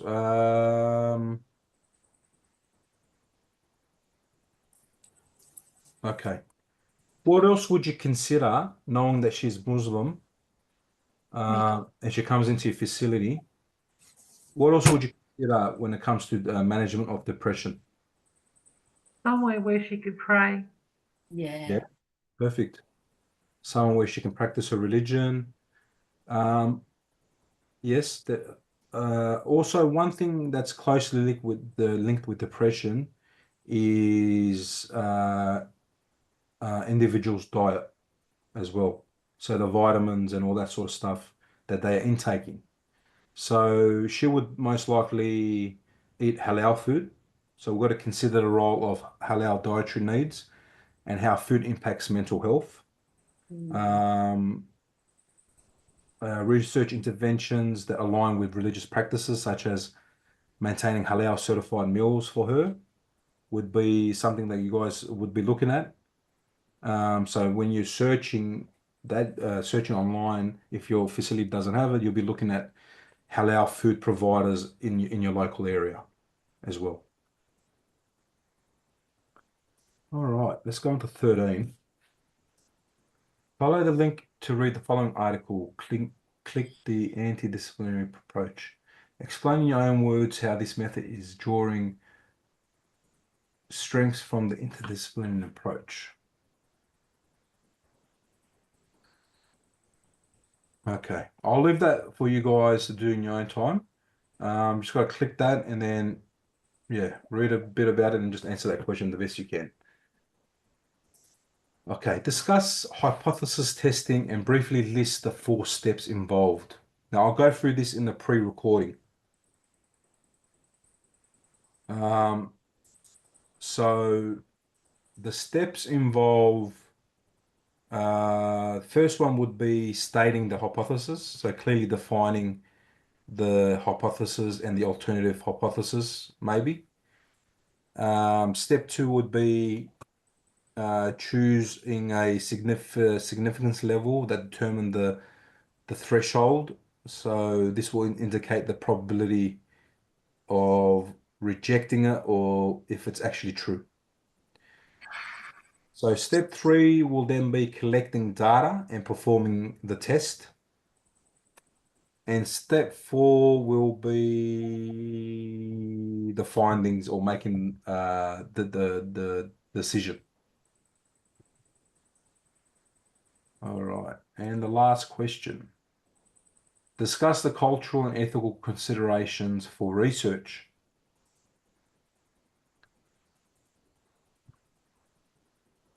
So when conducting research,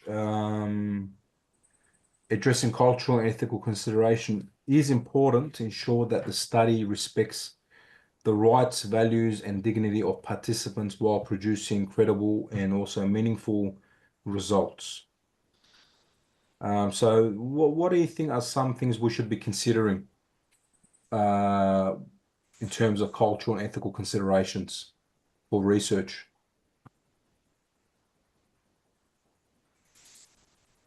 If we're talking in general terms, you would Yeah. take into consideration their religion, Yep.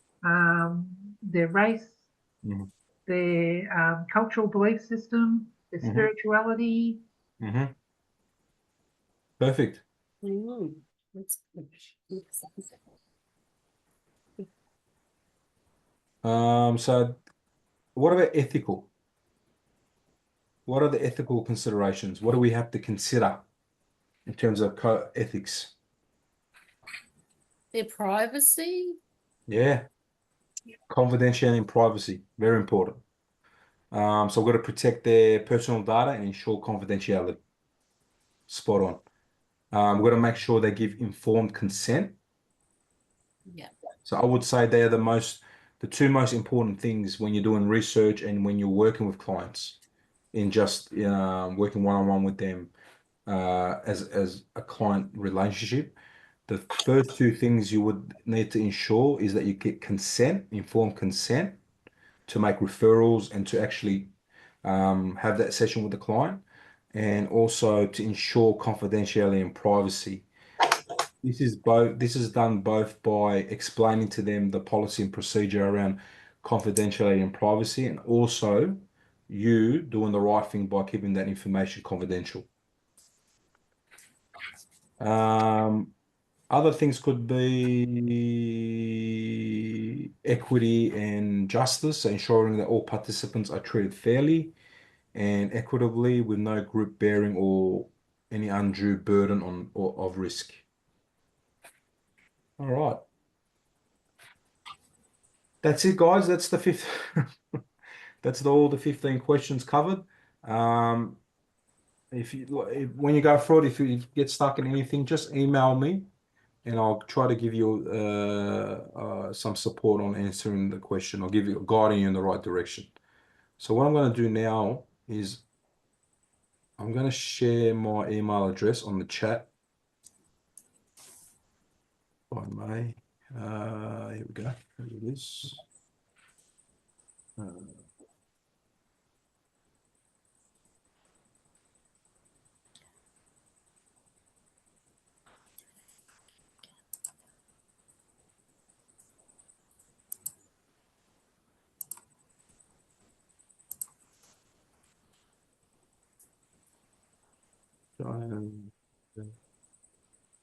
Okay, that's my email address, guys. Oh, sorry, that's my other work.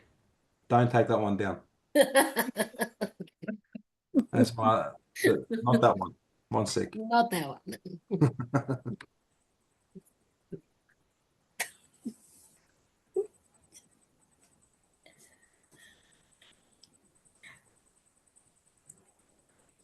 That's the one. All right, it's the second one. Tryon@haderinstitute.edu.au. All right. So what we'll do now is we'll have a 5-minute break and I'll come back and I'll play a role play. It's completely up to you if you want to stay back and watch the role play. It's just between me and another student. Just give guys an idea on how what is expected in role plays. You can watch it in the recording that you get tomorrow as well. So if you want to call it a night and just do whatever you want to do or do continue on with your studies on your own, that's completely up to you. All right. So if not, I'll see you guys in 5 minutes. The recording. Okay. So like I said, guys, I'm just going to play the recording of a role play that I completed with a learner previously. Just fix up the sharing here. There you go. Okay. Hi there, my name is Cherie Hurd. I'm doing task 2 from unit CHCPOL003. All right, guys. So as Cherry said, this is for unit CHCYTH015, support young people to create opportunities in their lives. So this role play is divided into 3 parts. We've got part A, part B, part C.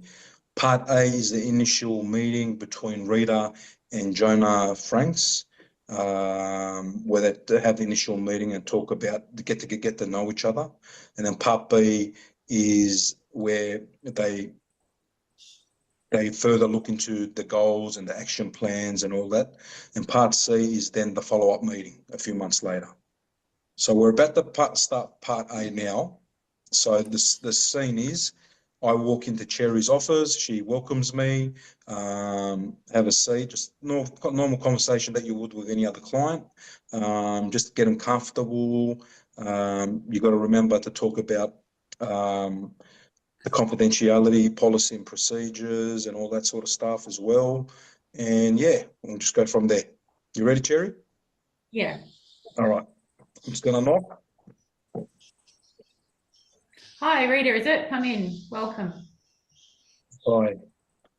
Hey, my name is Rita. Yeah. Are you Cherry? Yes. Oh, sorry. Are you Jonah? Sorry, yes, I'm Jonah. Thanks. Yeah, Jonah. I'm one of the youth workers here at First Access. Come in and have a seat. All right. I'm just a bit nervous. Where do you want me to sit? Just anywhere? Yeah, just have a seat on the lounge here if you're comfy there. If not, you can grab the chair in the corner and I can grab you a cup of coffee, or would you like a glass of water, love? Oh, that'd be nice. I'll get it maybe later. Yeah, I'll get a glass of water. All right. Yeah. How's your morning been? It's been all right. I'm just stressing out a bit. Yeah, I've got a lot of things going on at the moment. I just don't know where to start from. Okay. Do you feel comfortable sitting here with me? I'd love to hear what's going on. Yeah, I do. Someone told me to come and see you. So some lady I met in the street. Okay. They told me to come and speak to First Access, and they could help me out with my situation. All right. Well, just first off, so you know, everything that you say to me is confidential and private. So I'm not going to share it with anyone. It's not going to get anywhere. Anything I write, no one can see. The only reason it would is if, you know, there was going to potentially, I could see that there may be harm to you. So otherwise, everything is going to be confidential. So I hope you feel a bit more secure and safe about when we chat. Yeah, all right.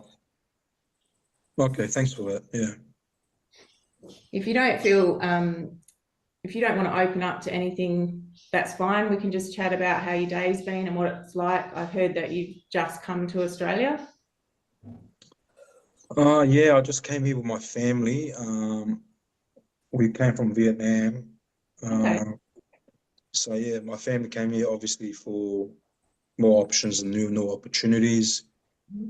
But yeah, I'm just struggling, you know, like I want to improve my English. As you can tell, it's not very good, and I want to be able to communicate more effectively with people in school and all that. Yeah, so at the moment I'm going to a place called St. Brennan State College, and Okay. yeah, I really want to get my school on track because I want to pursue a career in healthcare. Wow, you know already what you want out of life. That's amazing. Yeah. Yeah, I just need a bit of help around my English and all that. Yeah. So it seems like, you know, you've already got some goals, and even with you struggling with English, you are committed, or you want to really try and get ahead with your English to get ahead with your goals in that you've created for yourself.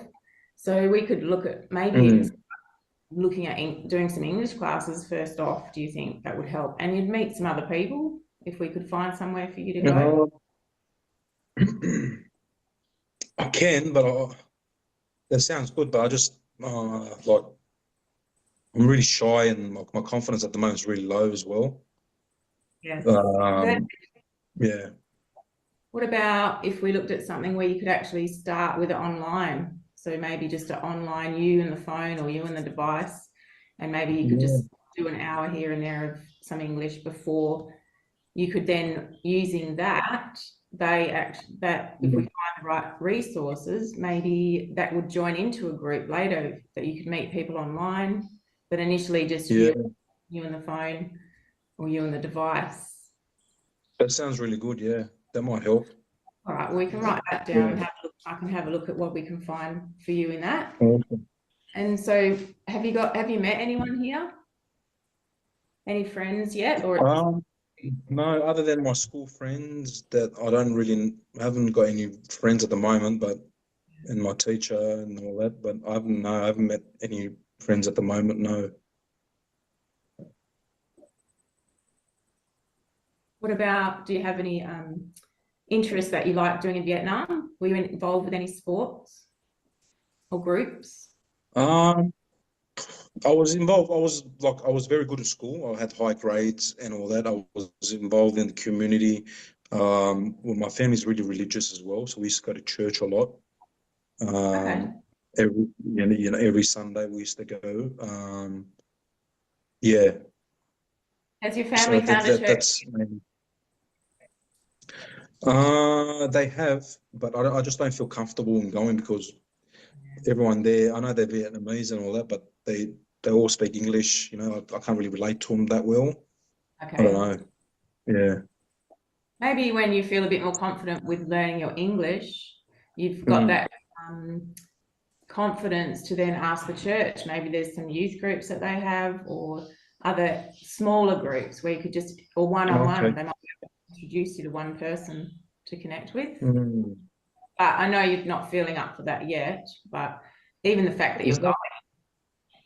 Is there any like younger groups I can try to get connected with? I don't know if you can help me with that. Is there like community groups with younger people? Yeah, maybe if we find some, if we write that down as a goal and we'll find a resource for you to connect with other. Okay. Would you want to meet other Vietnamese groups or?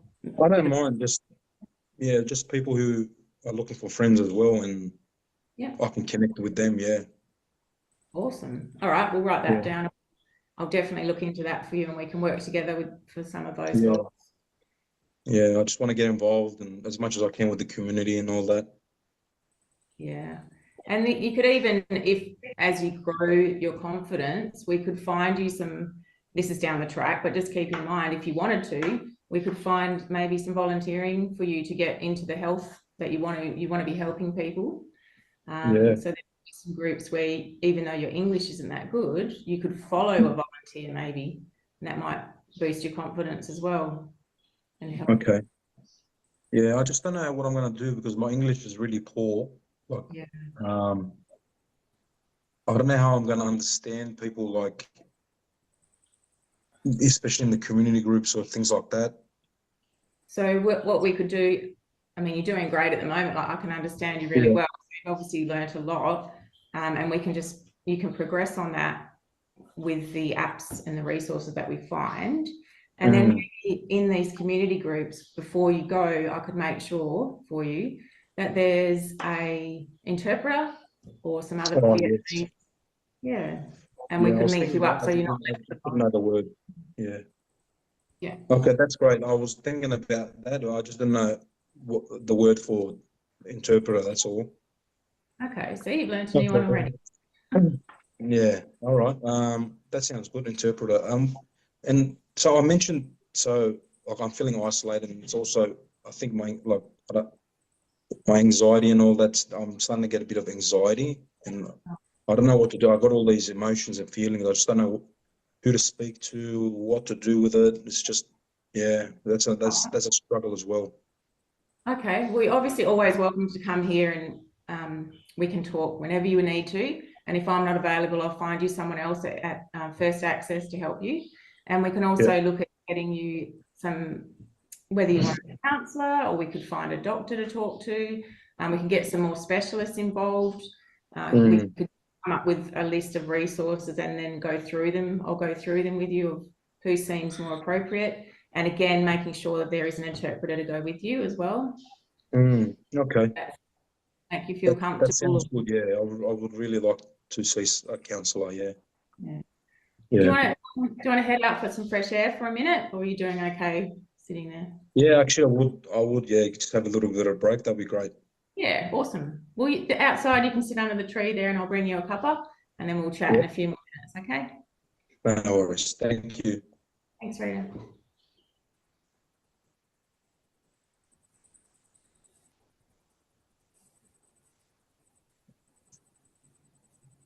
Okay, guys, this is now part B. This is where Rita comes back into the room and continue on with the session with Jonah. Hi, Rita. Come back in and we'll have another chat. You ready? Thank you. Yeah, I'm ready. Thanks for that. All right. So what I was thinking when we're going through everything is how about we just write down what you've come up with, some goals and some strategies in place to help you with your English and meeting other people in the community. So before we do, if it's okay with you, we'll just fill in this. This is actually just a bit of paper that's giving me consent, that's giving yourself, me consent to collect information from you. And then I might just want to share bits about what we've spoken about to other parties that may need to be, that will come alongside you and us so we can all work together. So all it is, I'm going to write down who the people are, and then it's just a piece of paper that you just sign at the bottom, and it's just your consent. Do you understand the consent word? Permission? It's permission. So you might provide the information to like the councillor and that? Yes, correct. Okay. Yeah. And okay, but only people that I allow, or is? No, it's only people you allow, and I'll write every single person down and who they are and what they do. So you and I, that's all we've agreed on, no one else besides these people. Yeah, okay, I'm happy with that. Okay, it's just a legal thing that we have, the government requires us to do. So no worries.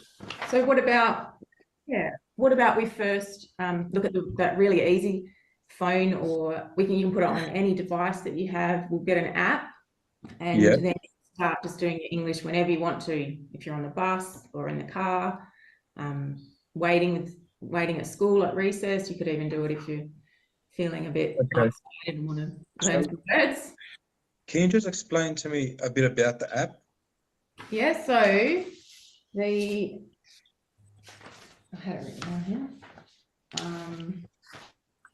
Sorry, no. There's a few, but the one I'm just gonna, sorry guys, but I think it's called AMEP, A-M-E-P. And that will actually link you just one-on-one online. But the reason that I'd maybe consider this app is because then there's 300 places around Australia where you can actually then meet up with people from this app. So we could see if there's one close by for when you're ready. So that's the idea. But there are several that we can look at, but this one I just had in mind because then you could possibly meet other people from it. Okay. All right, yeah, that sounds good. All right, so we'll do that one. And it's free as well, obviously, that's a good thing. And if you're finding it too difficult to use, you can come in and we can go through it together anytime you want to. If it's still too difficult, then we'll move on to another one. So we'll write that and we'll get that organised. And then the next thing, you were saying that you're feeling a bit anxious and a bit worried about things, and you're not having these good feelings about some things. So how about we find you a counsellor? We try and find you that you can speak a lot more in depth with and open up to. I'll suggest two here, write them down, and maybe you could even meet both for 10 minutes and get a feel for them and look at their backgrounds and see if they could help you with your shift from Vietnam to Australia and new friends. Please, definitely. I need to speak to someone about my anxiety and I just don't know what's going on with my feelings at the moment. Yeah, I just want you to know we're all here to help you, okay? So if you're feeling anxious, just pick up the phone and we'll figure out. I appreciate that. Thank you. Okay. And then what about if I try and do some research on an interpreter? Remember we talked about that. Will the interpreter be able to come with me to the counsellor as well? Yeah, that's what I would definitely want to happen, because and we should make it so that you meet the interpreter first, obviously, feel comfortable, and then we'll organise times to meet up with the counsellor all together. Yeah. So then hopefully settle your anxiety for that part of not knowing English for the meeting, not feeling comfortable with the English words. Okay. And then one last thing for the time being, one last thing we could do is look at a community group for you. Oh, yes. I know that you have your church, and maybe down the track you could ask about a youth group there, but in the meantime we could find there's a small little group of teenagers. There's only about 5 or 6, and they get together twice a week here actually, and they just chat for an hour, hour and a half, look at their interests and what they might have, clubs that you might want to go with, join them in. That sounds awesome. Yeah. Worth a try, hey? Yeah, but how often do they meet? So they meet on Tuesdays and Friday afternoons, and then if that's no good, we can look at doing. There's other groups that are not at this centre, but they're close by. I really like the idea, but I just feel really anxious. I don't know if I'll be able to do 2 days a week. No, that's like I think that the idea is that you just know that someone's there. So it might be you just feel like going on Tuesday just for half an hour. You don't want to go for half. You just want to come in. I can meet you there if you want. And I can that'd be awesome. Yeah. Yeah, I can even hang around for half an hour with you. That makes you feel good. That sounds good, Dana. Yeah. Yeah, we'll work this out, Rita. Like, we'll do it. Yeah. All right. I just had a question. I didn't really understand the first goal with the app. Okay. Is that to improve my English? Yeah, so the app is specifically for Vietnamese. You pick a language that you where you're from, obviously. Your culture and background is Vietnam. And then we want to learn English from that. So you could just type in sentences or words in Vietnamese, or you could speak them and it will relay back to you and spell it out how it should be said, how it's written in English. Okay, that sounds awesome. Yeah, I'll do that straight away. Okay. And even you could also, because I know that you want to help people, your goal is to help people down the track as well. They have trade, I think it's called like trade for languages. So you could be teaching people Vietnamese that want to learn as well, and they could be teaching you English. So there are other, there's other groups you can find that do that. Okay, maybe not down the track. Yeah. That's awesome. Yeah, okay. All right. Yeah. So are you going to organise all these, like the meeting with the counsellor and the translator and that, or do I have to do anything? No, you don't. I've got all your details. So how about if it's okay with you, give me a couple of days to have a look into things, and then I'll give you a call, or you can come back down to me at this time. These are some dates that I have free and some times. Then we can be in front of each other again if you wanted to be a bit more. Yeah, that sounds awesome. Yeah, please. And I'll have a couple of counsellors, a interpreter, and we can even, after I've rung them, we can ring them together. Okay. Or I will meet them with you, and they will actually come here and meet you as well. I would rather you be there with me. Yeah. Okay, we'll make that happen, Rita, for sure. Okay. Are you feeling comfortable talking to me? Do you feel okay? Yeah, I feel a lot better than I did when I first came into your office. Yeah. I'm glad about that. Yeah. But yeah, if you ever want a break from me, if you want to go and have a walk, just, it's fine. I'll ask you as well, but just feel free to walk in and out, and I'm here all day to help and support you, okay? Okay, thank you so much. Okay.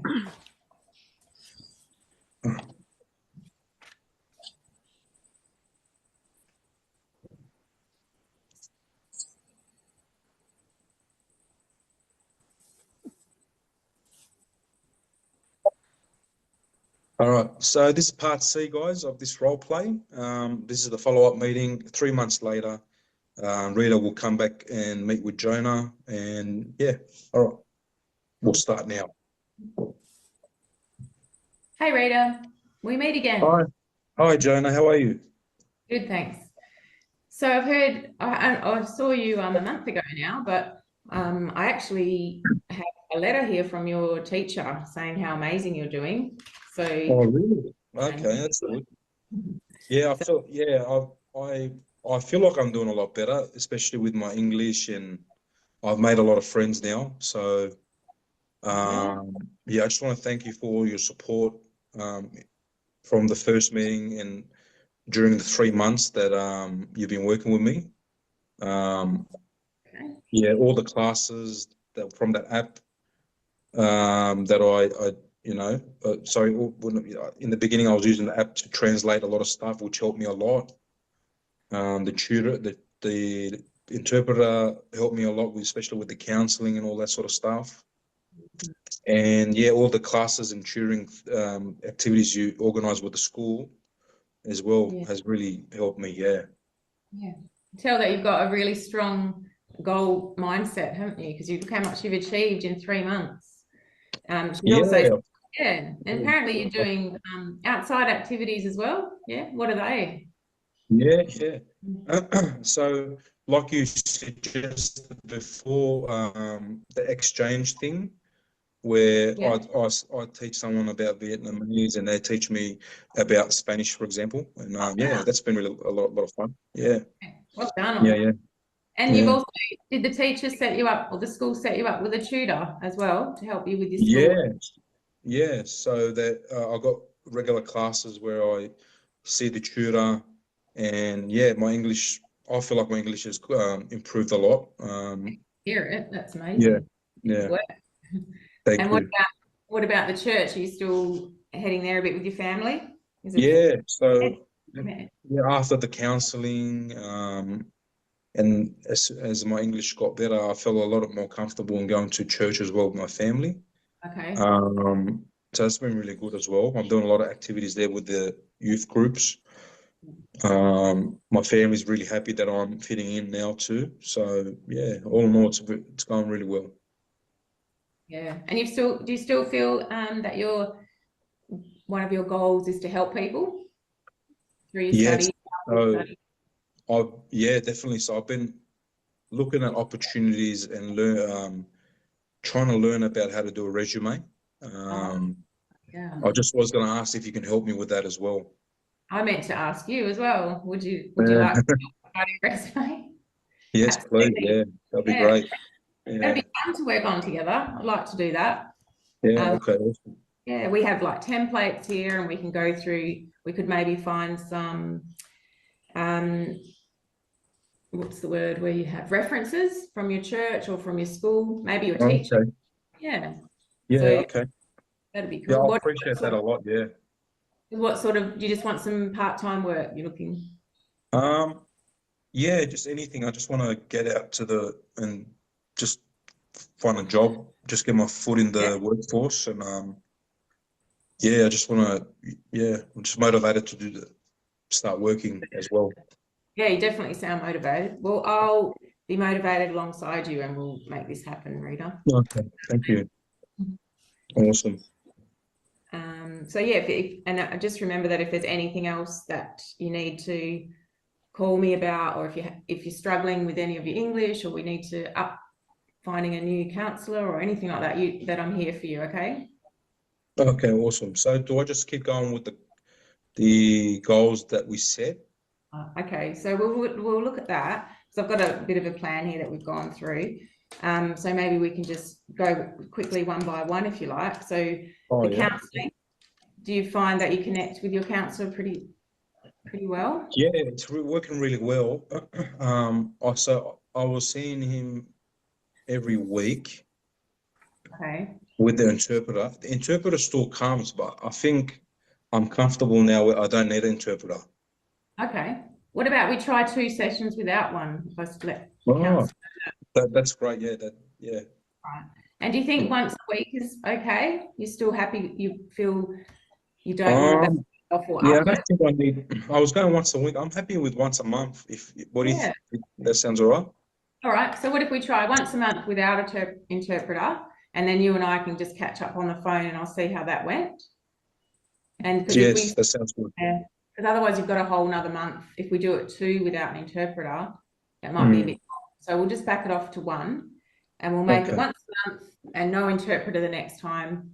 And then what about your the app? You're happy with how that's going with learning? Yeah, that's awesome. Yeah. I use it for other languages too now, so it's really helpful. Yeah. Did you want me to see if there was one of those groups where you could connect and go and meet up, or you're happy just with it online?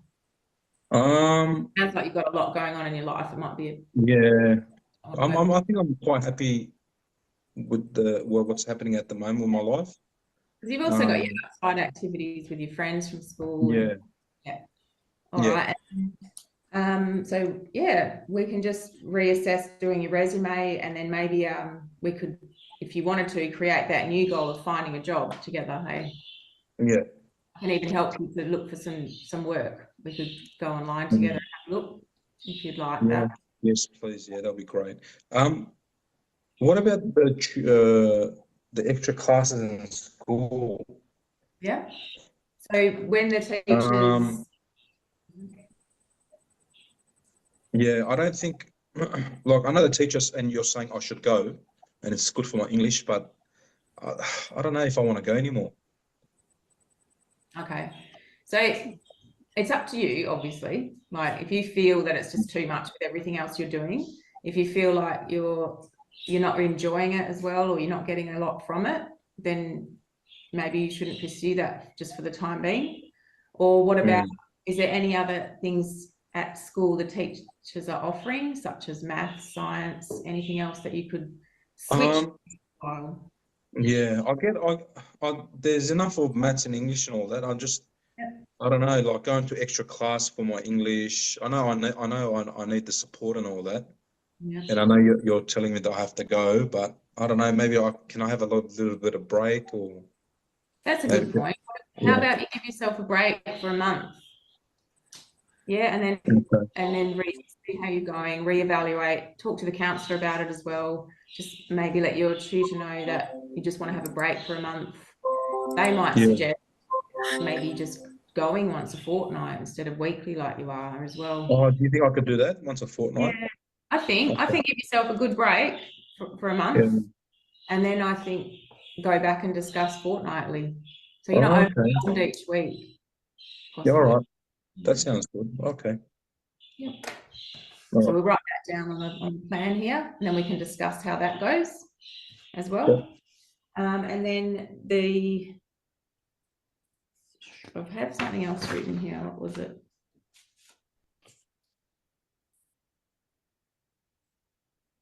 I just wanted to congratulate you, you know, like how well you've been doing, and how far you've come, and it's just such a positive impact that you'll have on others as well. Like, I really see you helping others with this, and just keep going, doing what you're doing. If you need breaks, have breaks.